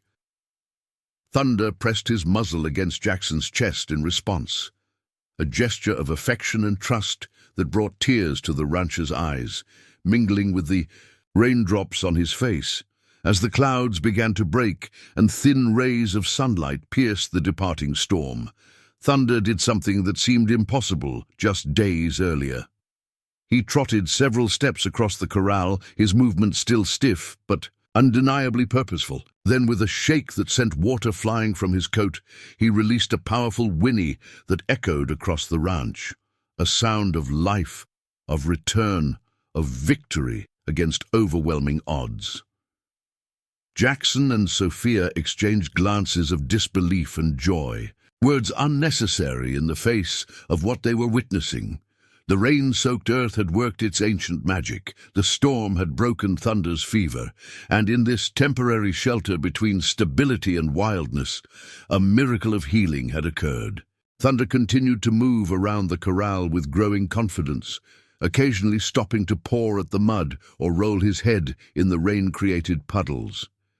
It was behavior typical of wild horses, a form of self-medication that domestic horses rarely displayed. "He's remembering," Sophia said softly, "remembering what his body needs, what his ancestors knew." Jackson nodded, understanding dawning. Thunder wasn't just getting better.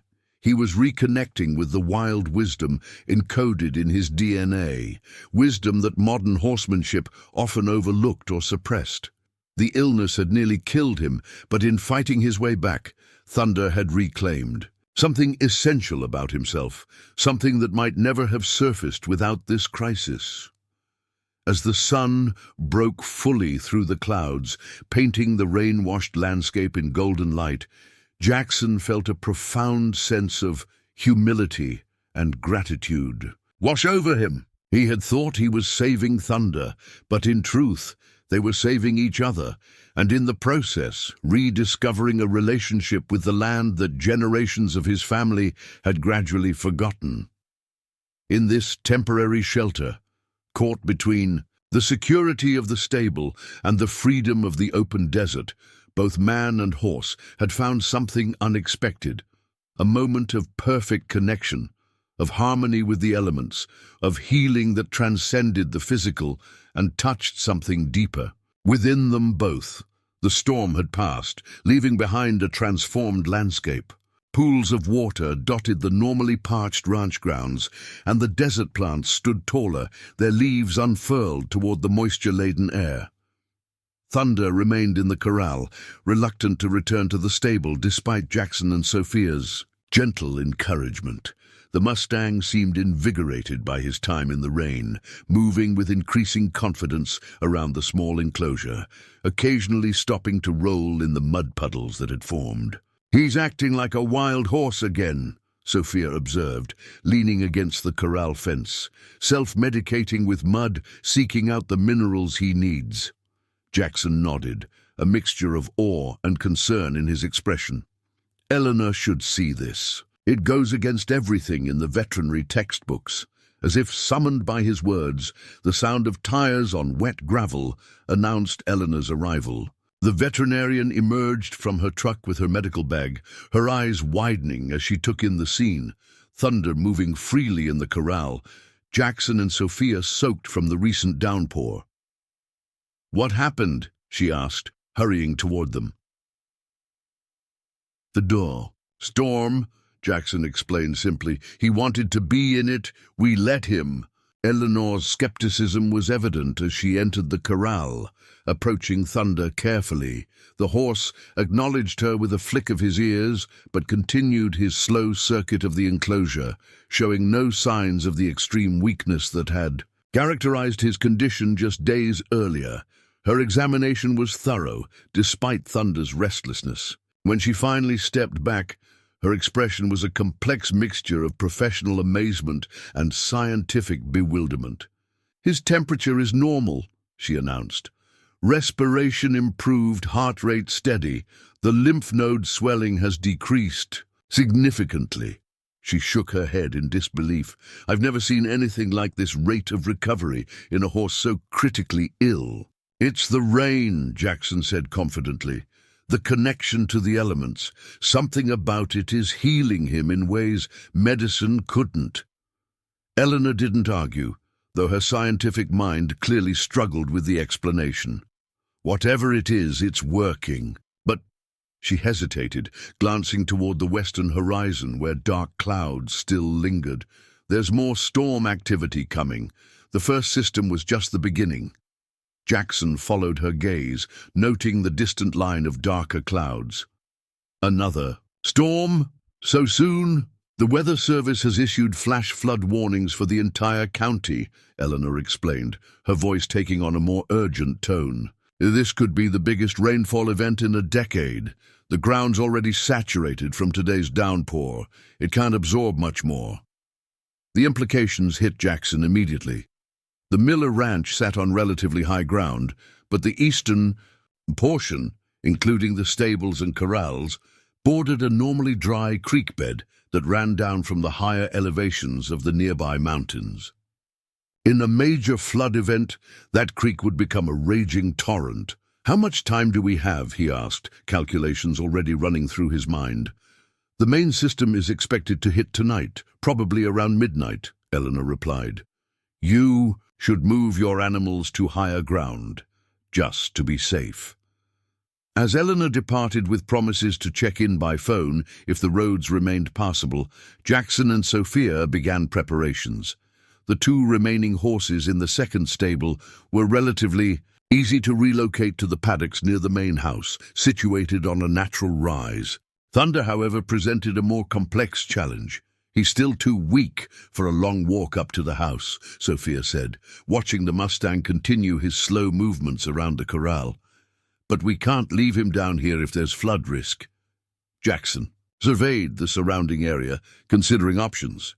"What about the old equipment shed? It's on that small rise behind the stables, about 3 feet higher elevation.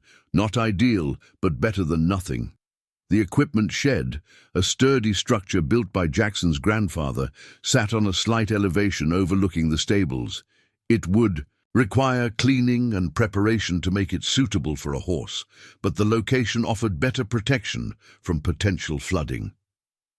They worked rapidly through the afternoon, clearing old farm equipment from the shed, laying down fresh straw, and creating a comfortable space for Thunder. The Mustang continued to improve throughout the day, his movements growing stronger, his appetite returning enough that he accepted small amounts of feed and fresh water. By late afternoon, dark clouds were building on the horizon again, and the wind had picked up substantially. The air felt heavy with moisture, and distant thunder rolled across the desert, growing steadily closer. "We should move him now, before the next storm hits," Jackson decided, securing a halter around Thunder's head. To their relief, the Mustang followed their guidance willingly, walking slowly but steadily from the corral toward the equipment shed. The short journey clearly taxed his recovering strength, but he managed it without needing to stop, a testament to how far he'd come since his collapse. Inside the shed, Thunder explored the space with curious nuzzles and soft nickering sounds. The building was more spacious than a typical stall, with windows high in the walls that allowed air circulation while providing shelter from the elements. Most importantly, its slightly elevated position offered some protection against rising water from the creek bed. "I'll stay with him tonight," Jackson said, as they finished settling Thunder into the makeshift stable. "Just in case the storm gets bad." Sophia hesitated, clearly torn between her responsibilities at her own ranch and her concern for Jackson and Thunder.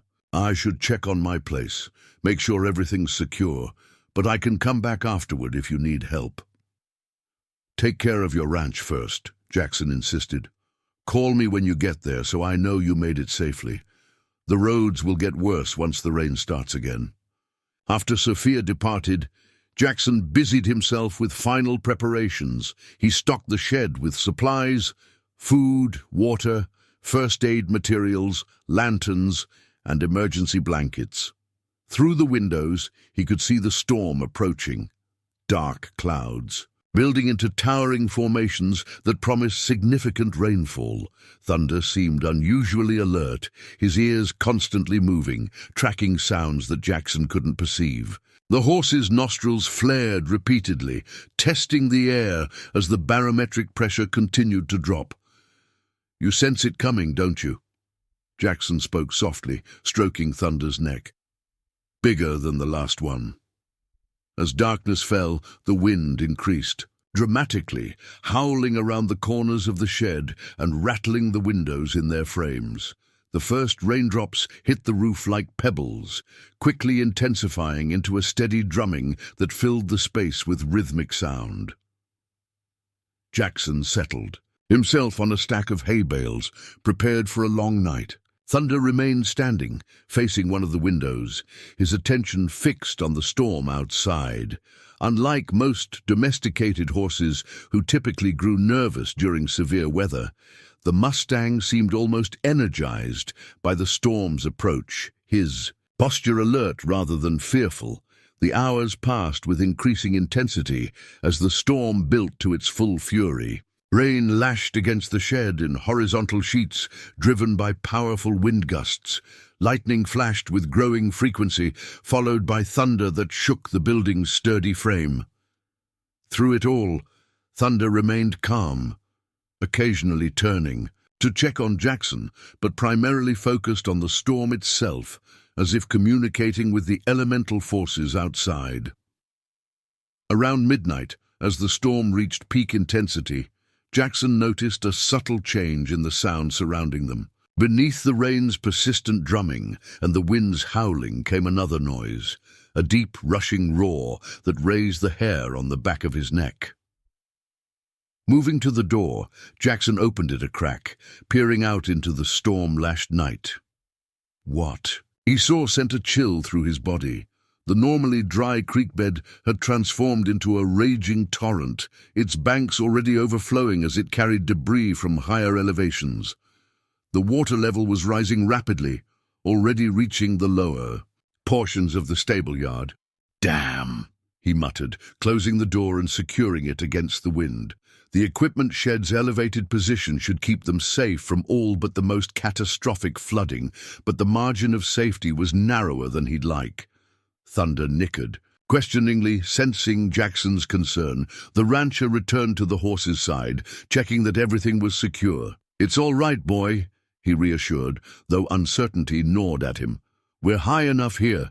The water won't reach us." As the night wore on, Jackson monitored the situation through the windows, watching with growing apprehension as the floodwaters continued to rise.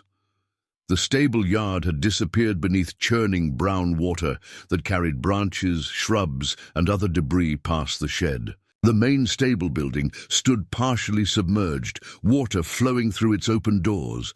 Jackson's phone signaled an incoming call. Sophia, her voice barely audible over the storm's fury. "How bad is it there?" she shouted. "The creek's overflowed," he replied, raising his voice to be heard. "Lower yard's completely flooded. We're okay in the equipment shed for now. How's your place?" "Roads washed out in 2 places," she reported grimly. "I can't get back to you tonight. The north pasture fencing is down, and I've got livestock to secure." "Stay there," Jackson insisted. "We'll be fine. Focus on your ranch." The call ended abruptly as the connection failed, cell service overwhelmed by the storm. Jackson pocketed the phone, feeling more isolated as another communication avenue closed. The electricity had failed hours earlier, leaving only the battery-powered lanterns to illuminate the shed. Thunder became increasingly restless as the night progressed, moving from window to window, his ears constantly shifting position as he tracked sounds outside.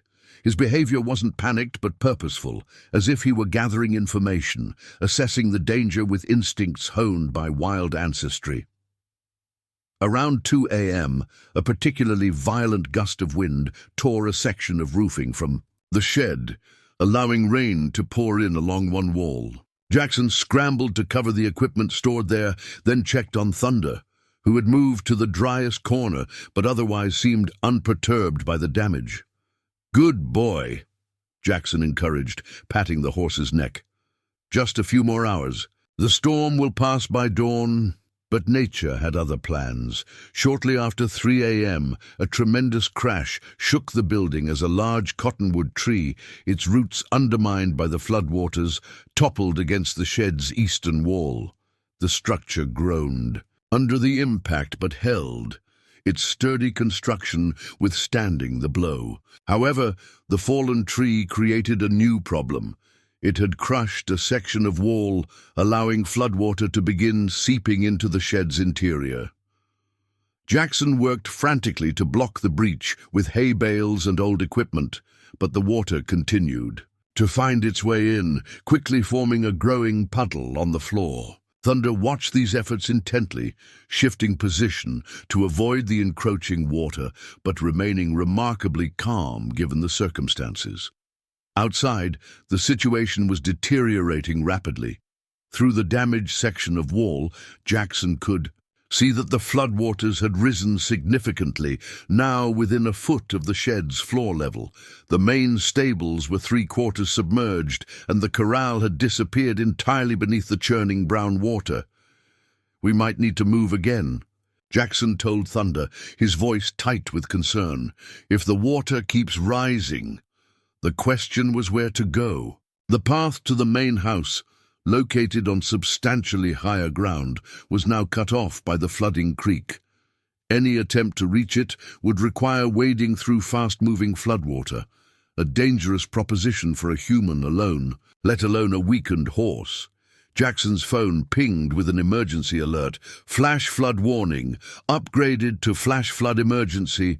Seek higher ground immediately. Life-threatening situation." The situation was becoming critical.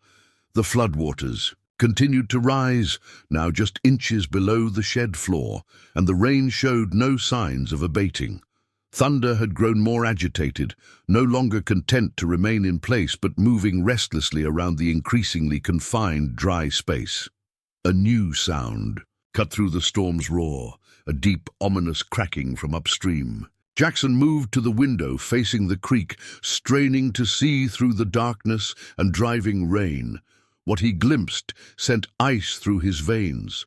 A wall of debris, trees, brush and rocks had formed a temporary dam where the creek narrowed, and that natural barrier was now failing. "We have to go. Now!" The words escaped him as he rushed to Thunder's side, securing the halter with trembling hands. "This whole area is about to be underwater." The question of where to go still loomed, but instinct took over. The hills to the east offered higher ground. If they could reach them before the debris dam broke completely, it would mean crossing a portion of the flooded yard. But it was their only chance. As Jackson threw open the shed door, the full fury of the storm hit them, howling wind, driving rain, and the terrifying roar of approaching floodwater. Thunder balked momentarily at the threshold, but when Jackson stepped into the rain, the horse followed, seemingly trusting the human's judgment despite the chaotic conditions. Water already covered the ground outside the shed, reaching halfway up Jackson's boots and splashing against Thunder's legs. The Mustang snorted in alarm but didn't panic, moving carefully through the rising water as Jackson guided him toward higher ground. They had made it perhaps 30 yards when a sound like distant thunder rolled down the creek bed. The debris. A dam had broken. A surge of water carrying trees and other wreckage swept toward them with frightening speed. "Run!" Jackson shouted, tugging Thunder toward the hillside path.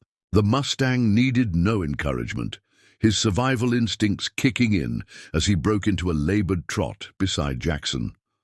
The floodwaters reached them before they could gain significant elevation, swirling around their legs with surprising force. Jackson stumbled, nearly losing his footing on the suddenly submerged ground. Thunder pressed against him, offering stability, the two of them fighting the current together as they struggled toward higher ground. Water rose rapidly, now reaching Jackson's knees and pushing strongly against Thunder's legs. The path ahead disappeared beneath the flood, leaving them disoriented in the darkness. Lightning flashed, momentarily illuminating their surroundings, enough for Jackson to spot a rocky outcropping about 50 yards away, rising like an island. "Above the floodplain! There!" he gasped, pointing Thunder toward the higher ground.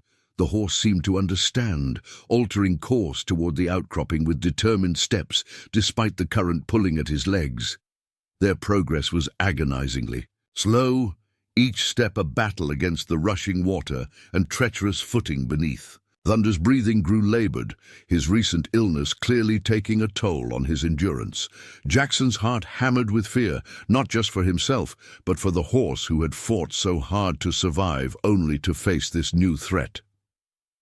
When they finally reached the base of the rocky outcropping, the floodwaters had risen to mid-thigh on Jackson and threatened to sweep Thunder's legs from under him. The ascent up the rocks was steep and slippery, made more treacherous by the pounding rain. "You can do this," Jackson encouraged, his voice barely audible above the storm. "Just a little farther." Thunder gathered himself, seeming to understand the urgency of their situation. With a tremendous effort, he lurched forward, scrambling up the rocky slope with Jackson beside him, both of them slipping and recovering as they fought their way upward. Halfway up the outcropping, Thunder faltered, his strength beginning to fail. Jackson positioned himself behind the horse, pushing against his hindquarters while maintaining tension on the lead rope. "Don't quit now," he pleaded, his own muscles burning with exertion. "We're almost there." Whether it was Jackson's voice or some reserve of inner strength, Thunder surged forward again, gaining the flatter area at the top of the outcropping. Jackson followed, collapsing beside the horse as they both gasped for breath in the relative safety of their rocky island. Below them, the ranch had largely disappeared beneath the floodwaters. The equipment shed was now partially submerged, the main stables visible only as a roof above the churning brown water. The creek had become a raging river that swept away fencing, smaller outbuildings, and decades of ranch history in its implacable flow. Thunder stood trembling beside Jackson, his sides heaving with exertion, but his posture remained alert. The Mustang faced into the wind, nostrils flaring, as he processed information about their situation that Jackson could only guess at. Despite everything, the illness, the exhausting climb, the terrifying flood, the horse remained steadfast, his wild heritage perhaps preparing him for survival in extremes that would break a lesser animal. Jackson checked his phone, but as expected, there was no service. They were cut off, stranded on their rocky island until the floodwaters receded or help arrived. The rain continued unabated, and the wind drove it horizontally across their exposed position. "We made it this far," Jackson told Thunder, stroking the horse's wet neck. "We'll make it through the rest." But as dawn approached, bringing little improvement in the storm's intensity, Jackson faced the sobering reality of their situation. The outcropping provided higher ground, but no shelter from the elements. Thunder's condition, while improved from his near-death state days earlier, remained vulnerable. The prolonged exposure to cold and wet conditions could easily trigger a relapse or pneumonia. Moreover, the rocky island, while above the current flood level, offered limited space for movement. If the waters rose further, they would have nowhere else to go. The situation had transformed from a recovery journey to a desperate fight for survival, not just against Thunder's illness now, but against the unleashed fury of nature itself. As grey light gradually penetrated the storm clouds, revealing the full extent of the flooding, Jackson stood on their rocky refuge, arm around Thunder's neck, both of them soaked and exhausted. The ranch that had been his family's legacy for generations lay largely underwater, the future uncertain in ways he had never imagined. Yet somewhere deep within, a stubborn flame of determination refused to be extinguished.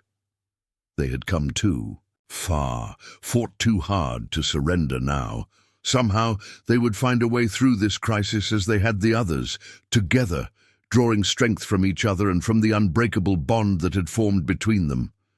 Thunder nickered softly, pressing his muzzle against Jackson's chest in what seemed like reassurance. The gesture, so simple yet profound, brought tears to Jackson's eyes that mingled with the raindrops on his face. "We're not done yet," he whispered to the horse, to himself, to the implacable storm. "Not by a long shot." As if in answer, Thunder raised his head, releasing a powerful whinny that carried over the storm's roar, a sound of defiance of life persisting against overwhelming odds. The crisis was mounting, but so was their resolve to face it, come what may. Morning broke over a landscape transformed beyond recognition. The Miller Ranch had become an island archipelago, scattered high points rising above a vast brown lake that had once been desert. From their precarious perch on the rocky outcropping, Jackson and Thunder surveyed the devastation in the strengthening daylight. The main house remained above water level, but virtually every outbuilding had been submerged to some degree. The Equipment shed where they'd sought shelter was now visible only as a corner of its roof protruding from the floodwaters. The rain had finally begun to slacken, falling in sporadic showers rather than the relentless downpour of the night. But the damage was done. Decades of ranch infrastructure, fencing, irrigation systems, outbuildings, equipment lay beneath the muddy water or had been swept away entirely. Thunder stood beside Jackson, both of them shivering in the morning air despite the emerging sun. The night's exposure had taken a visible toll on the Mustang. His breathing had grown labored again, and occasional tremors ran through his body that weren't entirely attributable to cold. "We need to get you warm and dry," Jackson muttered, surveying their surroundings with growing desperation. The rocky outcropping offered no shelter, and the path to higher ground remained cut off by fast-moving water on one side. Their island had become a prison. Jackson checked his phone again, finding a weak signal had returned with the storm's abatement. He quickly dialed Sophia's number, praying she had weathered the night safely. "Jackson?" Her voice, breaking through static, was the sweetest sound he'd heard in hours. "Thank God. Where are you?" "Thunder and I are stranded on that big outcropping east of the stables," he explained quickly. "The shed flooded. We barely made it to higher ground. Are you both okay?" Jackson glanced at Thunder, noting how the horse's head hung lower than it had the previous day, how his sides heaved slightly with each breath. "We're alive, but Thunder's not doing well. We spent the night exposed to the storm. I'm worried he's relapsing." "The roads are completely washed out," Sophia reported grimly. "Emergency services are overwhelmed. I've been trying to reach Eleanor, but I think the cell towers east of town are down." The situation was deteriorating rapidly. Without shelter or medical attention, Thunder's hard-won recovery could slip away in hours. The horse had already survived against impossible odds once. Asking for a second miracle seemed unreasonable, even to Jackson's desperate mind. "I need to get him off this rock," Jackson said, more to himself than to Sophia. "Find someplace dry and protected." "The floodwaters should start receding soon," Sophia offered, "but it could be days before the lower areas are passable. Days they didn't have." Jackson could see Thunder's condition declining before his eyes, the exposure and exertion of the night draining away the strength he'd rebuilt. "I'll try to figure something out," he told Sophia. "Call Eleanor if you can reach her. Let her know what's happening." After ending the call, Jackson conducted a more thorough assessment of their position. The outcropping rose about 15 feet above the current water level, its rough surface offering secure footing but little comfort. To the west lay the submerged ranch. To the east, the rocky terrain climbed gradually toward the foothills, where Thunder had originally been found as a wild horse. That direction offered their best hope for finding shelter, but reaching it would require crossing a swiftly moving channel of floodwater about 20 feet wide.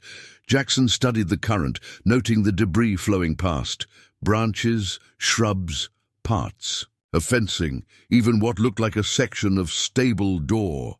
An idea began to form in his mind, desperate and risky, but potentially their only option. "We need to build something that floats," he told Thunder, who watched him with dulled eyes that nonetheless held trust. "A raft of some kind." For the next hour, Jackson worked frantically to capture floating debris as it passed their rocky island. Using his belt and bootlaces, he lashed together larger pieces: a section of wooden gate, several substantial branches, a plastic barrel that had broken free from somewhere upstream. The resulting structure was crude and alarmingly fragile-looking, but it might provide enough buoyancy to help them cross the water channel to higher ground. Thunder watched these efforts with increasing listlessness, occasionally dropping to his knees before struggling back to his feet. Each time the horse faltered, Jackson's heart constricted with fear. They were running out of time.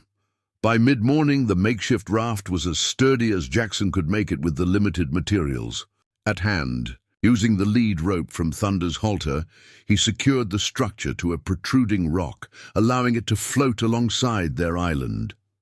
"Here's the plan," he told Thunder, stroking the horse's neck. "We're going to use this to help us float across to that higher ground. It's not far, maybe 30 feet. You're strong enough to swim that distance. The raft will help support us." Thunder's ears flicked forward at the sound of Jackson's voice, but his eyes remained dull with exhaustion and returning illness. The horse was reaching his breaking point, his remarkable recovery threatened by the night's ordeal. "I know you're tired," Jackson continued, his voice breaking slightly. "But we can't stay here. One more push, boy. One more fight." The decision made, Jackson didn't allow himself to hesitate. Delaying would only weaken Thunder further and give his own doubts time to overwhelm his resolve. With careful movements, he guided the Mustang toward the edge of the outcropping where the raft waited. "Easy now," he murmured, positioning himself beside Thunder, one hand on the lead rope, the other on the raft's makeshift line. "We'll go together, trust me." The moment of entry into the floodwater was chaotic and terrifying.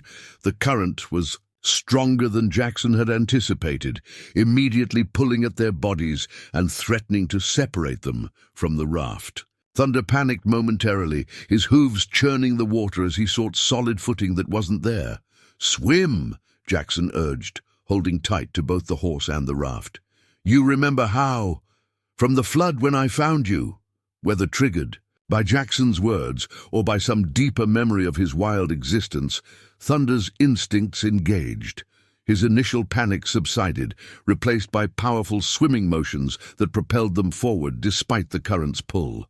The raft, though unwieldy, provided crucial additional buoyancy, preventing them from being swept downstream. The crossing seemed to stretch for eternity, though it likely lasted less than a minute. Jackson fought to keep them directed toward the opposite bank, while Thunder's powerful swimming provided their forward momentum. The floodwater was numbingly cold, sapping strength with every passing second. When they finally reached the eastern bank, Thunder lurched forward onto the muddy shore, his legs buckling as soon as he found solid ground. Jackson scrambled to steady him, but his own strength was depleted by the crossing. Both man and horse collapsed onto the sodden earth, gasping for breath, their bodies trembling with exhaustion and cold. "We made it," Jackson wheezed, still gripping Thunder's halter. "We're across." But their situation remained dire. Though they'd escaped the isolated outcropping, they now faced a difficult climb up increasingly steep terrain, with their energy reserves critically depleted. Thunder lay on his side, breathing heavily, making no attempt to rise. The swim had consumed his remaining strength. "Rest for a minute," Jackson told him, knowing they couldn't afford much more than that. "Just catch your breath." Using his own body to shield Thunder from the wind that had picked up again, Jackson assessed their surroundings. The terrain ahead rose in a series of rugged steps toward the foothills, becoming increasingly rocky and steep.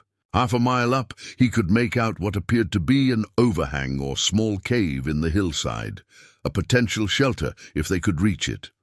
After allowing Thunder a brief rest, Jackson attempted to urge the horse back to his feet. The Mustang tried, his legs scrambling for purchase in the mud, but couldn't muster the strength to rise.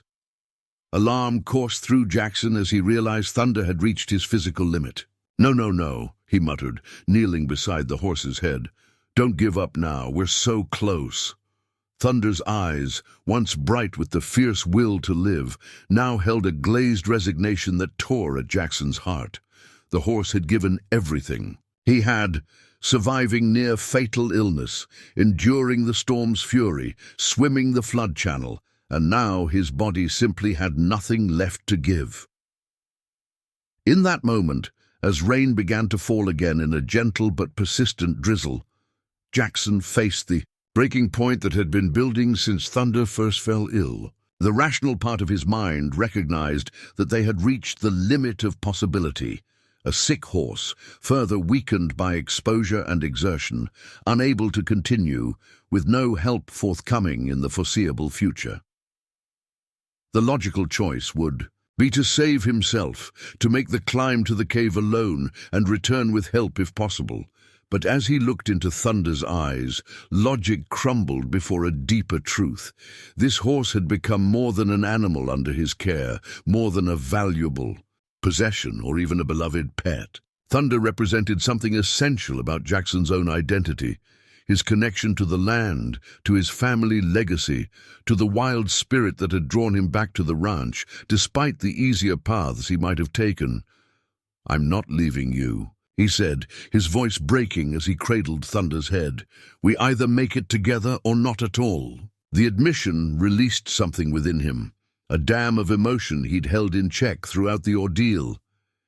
Tears spilled down his cheeks, mingling with the raindrops on his face as he pressed his forehead against Thunder's neck. "You've fought so hard," he whispered. "I'm so proud of you, boy, so proud."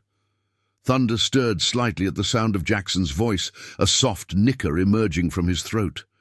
The sound was faint, but carried a note of recognition, of response to the human's distress. With tremendous effort, the horse raised his head, his muzzle brushing against Jackson's tear-streaked face in a gesture that seemed almost consoling.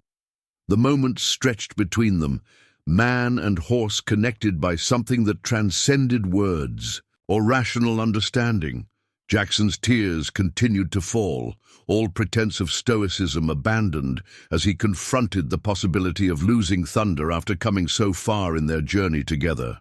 "Please," he whispered, the word emerging as both prayer and plea. "Please don't give up." Thunder's eyes, though dulled by exhaustion, fixed on Jackson's face with unexpected clarity.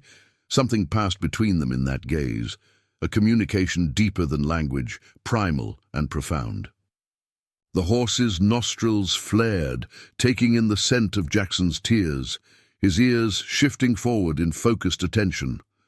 Then, as if gathering strength from some unseen source, Thunder made another attempt to rise. His legs trembled violently with the effort, muscles straining beneath his mud-caked coat. Jackson quickly positioned himself to help, supporting the horse's shoulder while maintaining steady pressure on the halter. "That's it," he encouraged, hope flickering to life despite his exhaustion. "You can do this." With a tremendous heave, Thunder pushed himself upright, swaying dangerously but remaining on his feet. Jackson steadied him, scarcely believing what he was witnessing. By all rights, the horse should have been unable to stand, yet here he was, somehow finding strength beyond physical reserves. "Good boy," Jackson praised, his voice thick with emotion. "Now we just need to reach that cave up." There, one step at a time. Their progress was agonizingly slow. Thunder could manage only a few steps before needing to rest, each forward movement clearly causing pain and requiring immense effort. Jackson remained by his side, supporting as much of the horse's weight as he could, murmuring constant encouragement. The hillside grew steeper, the footing more treacherous as they climbed. Rain continued to fall, turning the slope into a slippery challenge that threatened to send them sliding back down with every step. Thunder stumbled repeatedly, each time managing to recover with Jackson's assistance, but each recovery required more effort than the last. Halfway to the cave, disaster struck. Thunder's right hind leg slipped on a wet stone, throwing him off balance. Despite Jackson's frantic attempt to stabilize him, the horse fell heavily onto his side, sliding several yards down the muddy slope before coming to rest against a boulder. "Thunder!" Jackson scrambled down to him, heart pounding with fear. The fall had been bad, the kind that could break bones or cause internal injuries. "Are you hurt? Can you move?" The Mustang lay motionless for several long, terrifying seconds. Then, with a low groan, he attempted to rise, only to collapse again, his right hind leg unable to bear weight. When Jackson examined the leg, he found no obvious break, but significant swelling around the hock joint. A severe sprain at minimum, possibly worse. This was it, the true breaking point. Thunder couldn't continue with an injured leg, and Jackson couldn't carry him up the steep terrain. They were stranded on the hillside in deteriorating weather, with night only hours away and no help within reach.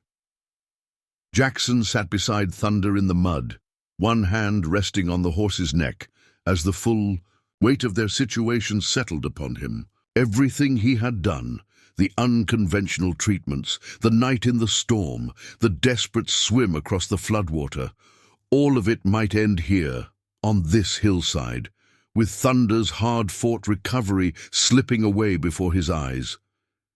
"I'm sorry," he whispered, leaning close to Thunder's ear.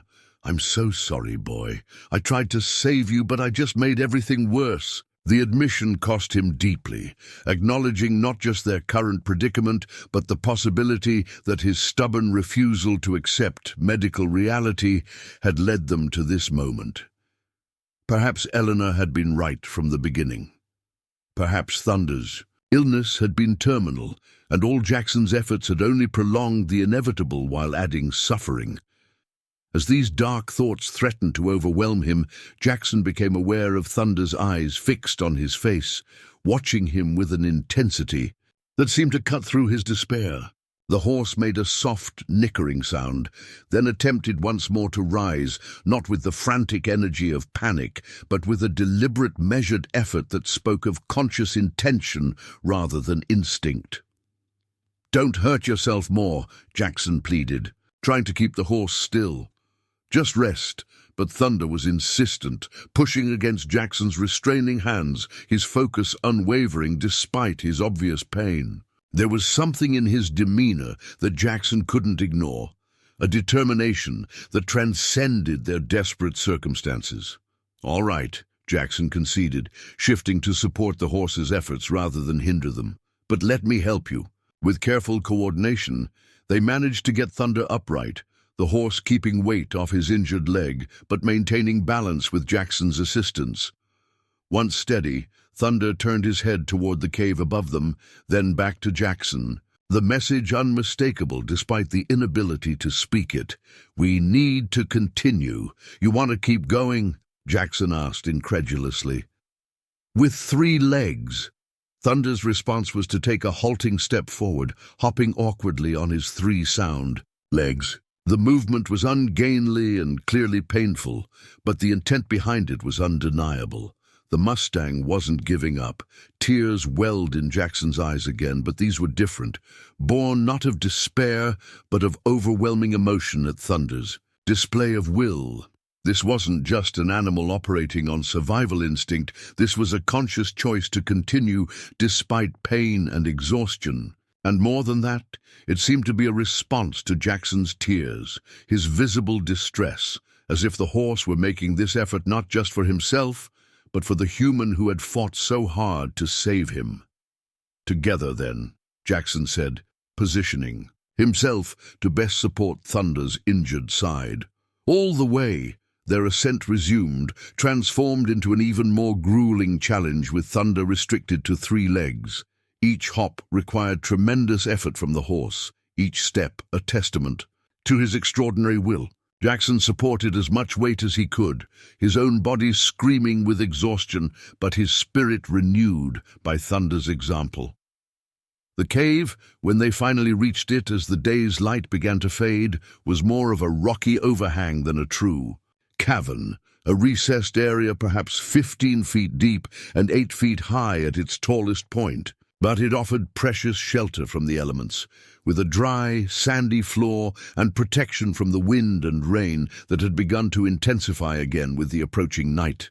Thunder collapsed as soon as they were safely inside, his sides heaving. With exertion, his injured leg held carefully off the ground. Jackson quickly removed the soaked saddle blanket he'd been carrying and used it to rub down the horse's coat, working to generate warmth through friction. "You did it," he told Thunder, his voice thick with emotion.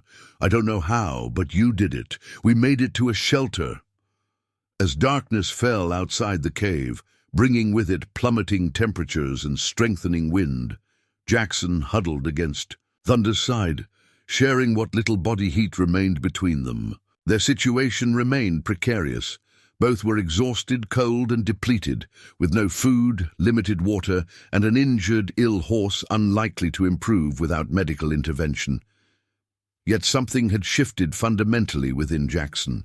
The breaking point had been reached and passed, not through some miraculous external rescue, but through the transcendent power of Thunder's response to his tears, his despair. In the moment when all seemed lost, when logic dictated surrender to circumstance, the Mustang had demonstrated a will to continue that defied rational explanation, a choice to fight not just for survival, but for the human who had fought for him. As night enveloped the hillside, Jackson maintained his vigil beside Thunder, one hand resting on the horse's neck, feeling the steady rhythm of his heart. They had reached their breaking point and found not an ending, but a deeper beginning, a connection that transcended the ordinary relationship between human and animal, that spoke to something ancient and profound in them both. "Rest now," Jackson murmured, his own exhaustion pulling him toward sleep. "Tomorrow will be better." Whether this was truth or wishful thinking remained to be seen. But in this moment of temporary shelter, having faced their darkest hour together, man and horse found a measure of peace in each other's presence, a shared warmth against the cold reality of their circumstances, a beacon of connection in the darkness that surrounded them. 6 months had passed since the flood that had nearly claimed both Thunder and the Miller Ranch. The Arizona summer had given way to the gentler temperatures of early autumn, bringing clear skies and cool mornings ideal for the day's momentous occasion. Jackson stood at the fence of the newly rebuilt main corral, watching with barely contained emotion as Daniel Blackhawk made final adjustments to Thunder's saddle. This would be the Mustang's first mounted session since his recovery, a milestone that had seemed impossible during those desperate days on the hillside. "He's ready," Daniel said, stepping back to assess his work.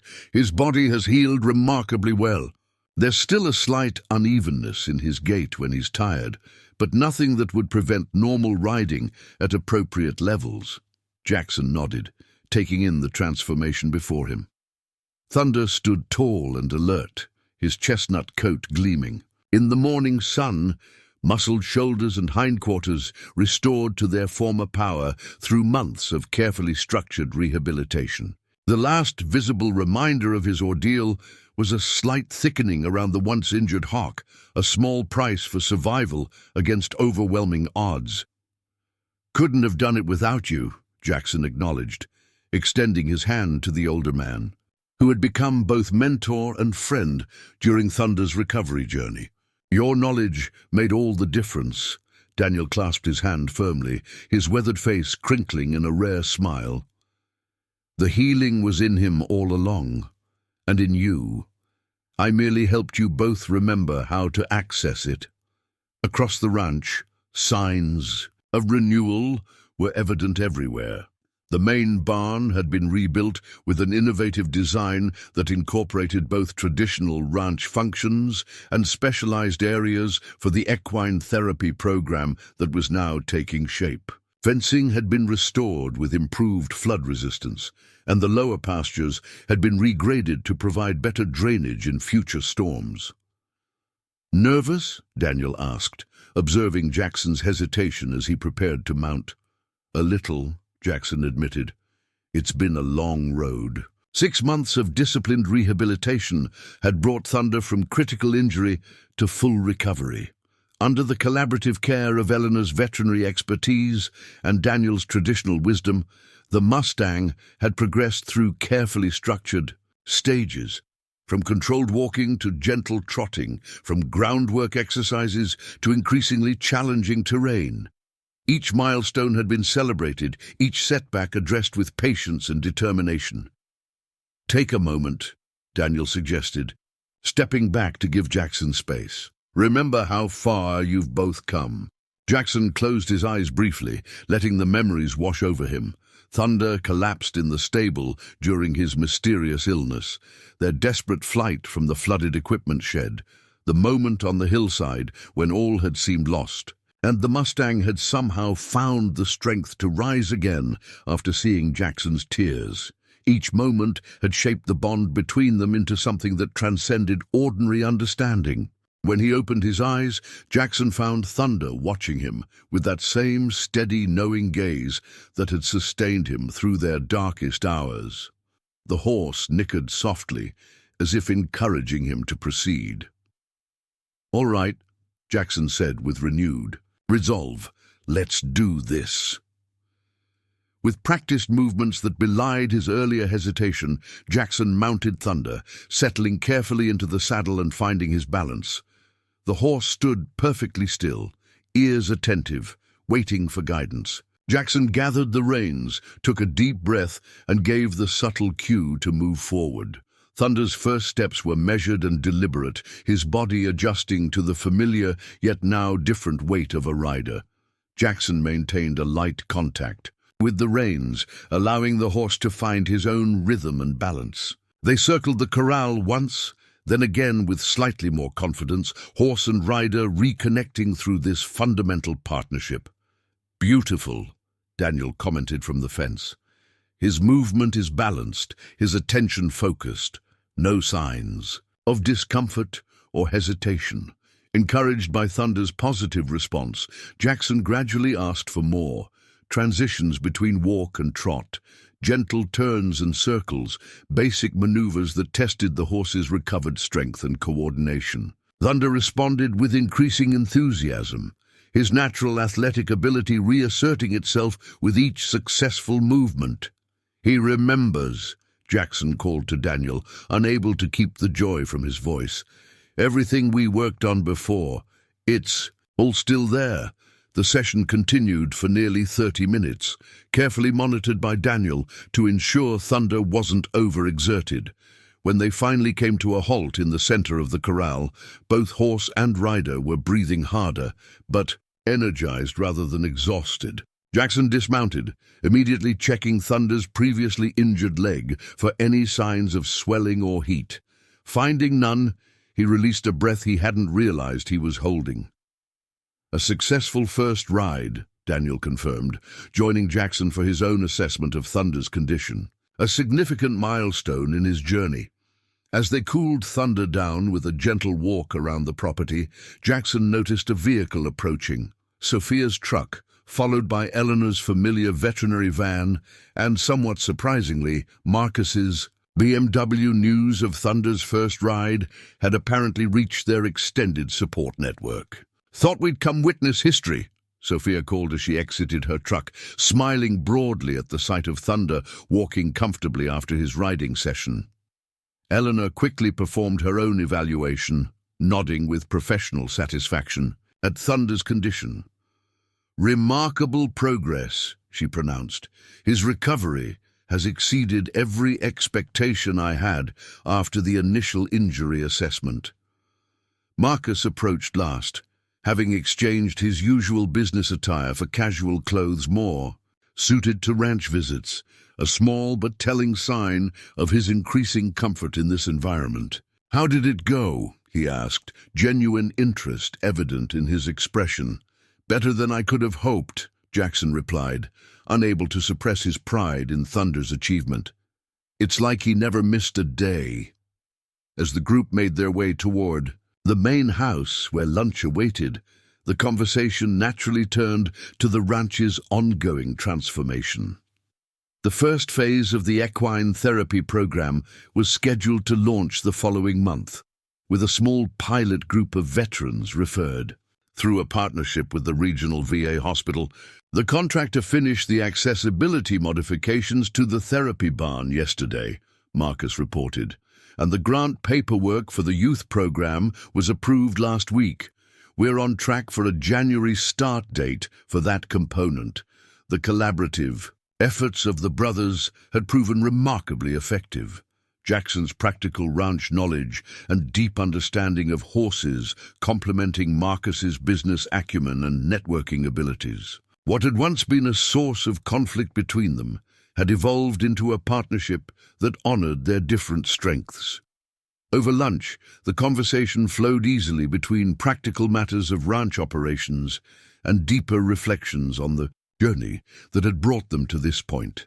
Eleanor and Daniel engaged in their now familiar friendly debate about medical approaches, while Sophia updated everyone on her own ranch's recovery from the flood damage. "I've been thinking," Jackson said during a lull in the conversation, "about offering Thunder as the primary therapy horse for the veterans program." The suggestion drew surprised looks from around the table. Thunder was Jackson's personal horse, his champion and partner, the animal with whom he shared a profound connection. Offering him for the therapy program represented a significant shift. "You sure?" Marcus asked, understanding the weight of this decision. "He's always been your horse." Jackson nodded, having given the matter considerable thought. "That's just it. He's been my horse for years. But after everything we went through together, I've come to see our relationship differently. What Thunder gave me during our ordeal, that connection, that healing when I was at my lowest point, that's something that could benefit others who are struggling." Daniel smiled with evident approval. "The greatest healing comes when we share our gifts with those in need. Thunder has a remarkable capacity for connection, for seeing beyond surface pain to the deeper person within. That is a rare and valuable quality in a therapy horse. And medically speaking, the structured work would be good for his continued rehabilitation," Eleanor added pragmatically. "Regular, purposeful movement under controlled conditions, exactly what I would prescribe at this stage." As lunch concluded and the group moved to the front porch with coffee, Jackson found himself contemplating how profoundly his perspective had shifted since Thunder's illness began. What had started as a desperate attempt to save a valued animal had evolved into a journey of mutual healing and transformation that now extended beyond them to embrace a larger purpose. "There's something else I wanted to share with everyone," Jackson said, drawing their attention. "I've decided to officially rename the ranch." This announcement genuinely surprised the gathered group. The Miller Ranch had carried the family name for 3 generations, its identity deeply intertwined with local history and personal legacy. For generations, this place has been about the Miller family's relationship with the land and with horses, Jackson explained. "That's not changing. It's just evolving into something that honors both where we've come from and where we're going." From his pocket, he withdrew a simple sketch, a new logo featuring a stylized Mustang in mid-stride with the words "Renewal Ranch, Healing Through Connection" beneath it. "Renewal," Marcus read aloud, understanding dawning in his expression. "Because everything here has been renewed. The buildings after the flood, Thunder after his illness, even our relationship as brothers." Jackson nodded, grateful for his brother's immediate comprehension. "And because that's what we hope to offer. To those who come here, a chance for renewal through connection with the horses, the land, and themselves." As afternoon light lengthened shadows across the property, the group gradually dispersed to their respective responsibilities. Daniel lingered, helping Jackson with Thunder's evening care routine with the quiet efficiency of long practice. "I think I'll take him for a sunset walk," Jackson decided as they finished, "just up to the eastern ridge. He's always loved the view from there." Daniel nodded, understanding the significance of the location. The same ridge where they had sought refuge during the flood, where Thunder had seen Jackson's tears and somehow found the strength to continue against impossible odds. "A fitting completion of the circle," Daniel observed, "from desperation to celebration, returning to the place that marked your darkest moment." With Thunder on a loose lead rope beside him, Jackson made his way up the now familiar path leading to the ridge. The route had been cleared and improved in the months since the flood, but Jackson could still identify landmarks from their desperate journey. The remains of the mudslide they had fallen on, the boulder that had halted their slide, the cave that had provided temporary shelter. At the ridgetop, Jackson stopped, allowing Thunder to graze nearby while he surveyed the landscape spread out before them. The ranch buildings gleamed in the late afternoon light, the newly constructed therapy facilities standing alongside restored traditional structures in visible testament to the property's evolution. "Look how far we've come," Jackson said to Thunder, who raised his head at the sound of Jackson's voice, ears pricked forward attentively. "Remember the last time we were up here, when everything seems lost?" The memory of that desperate moment on the hillside. Thunder collapsed, their chances of survival dwindling. Jackson's tears falling onto the Mustang's rain-soaked coat remained vivid, despite the months that had passed. It had been their breaking point, the moment when all seemed truly lost. Yet from that moment of utter despair had emerged the most profound connection, the most unexpected strength. Thunder had looked into Jackson's tear-filled eyes and had somehow found the will to rise again, to keep fighting not just for his own survival, but for their shared journey. As the sun began its descent toward the horizon, Jackson made a decision that felt both spontaneous and inevitable. Removing Thunder's halter entirely, he stepped back, giving the horse complete freedom. "Your choice," he said simply, "always has been." Thunder stood perfectly still for several long moments, his head raised, nostrils flaring slightly as he took in the scents carried on the evening breeze. The wild lands to the east called with ancient memory, while the ranch below represented safety, partnership, and purpose. With deliberate movements that spoke of conscious choice rather than instinct or habit, Thunder turned away from the eastern wildlands and stepped toward Jackson, stopping just before him with ears pricked forward in quiet certainty. "That's what I thought," Jackson said, voice thick with emotion as he stroked Thunder's forehead. "We've got work to do down there. Together." As darkness began to gather around them, Jackson replaced the halter loosely and led Thunder back down the trail toward the ranch. Lights had begun to appear in the windows of the main house and the newly restored barn, creating a welcoming glow in the gathering dusk. Thunder moved beside him with the easy confidence of an animal fully recovered, fully present in his strength and purpose. The journey had changed them both, had tested their limits and revealed capacities neither knew they possessed. From the brink of death to renewed vitality, from desperate struggle to purposeful direction, they had emerged not just survivors, but transformed. As they reached the ranch yard, Jackson paused one last time, allowing Thunder to nuzzle his shoulder in their familiar gesture of connection. Tomorrow would bring new challenges, the ongoing development of the therapy program, the practical realities of the ranch's evolution, the continued refinement of Thunder's abilities as both performance horse and healing partner. But tonight, in this moment of quiet completion, it was enough to acknowledge the extraordinary journey they had traveled together, a journey that had begun in crisis, traversed the valley of desperation, and emerged into a landscape of renewed purpose and deepened connection. "Thank you," Jackson whispered to the Mustang, who had changed everything, his perspective, his relationship with his brother, his vision for the ranch's future, his understanding of what was possible when connection transcended conventional boundaries.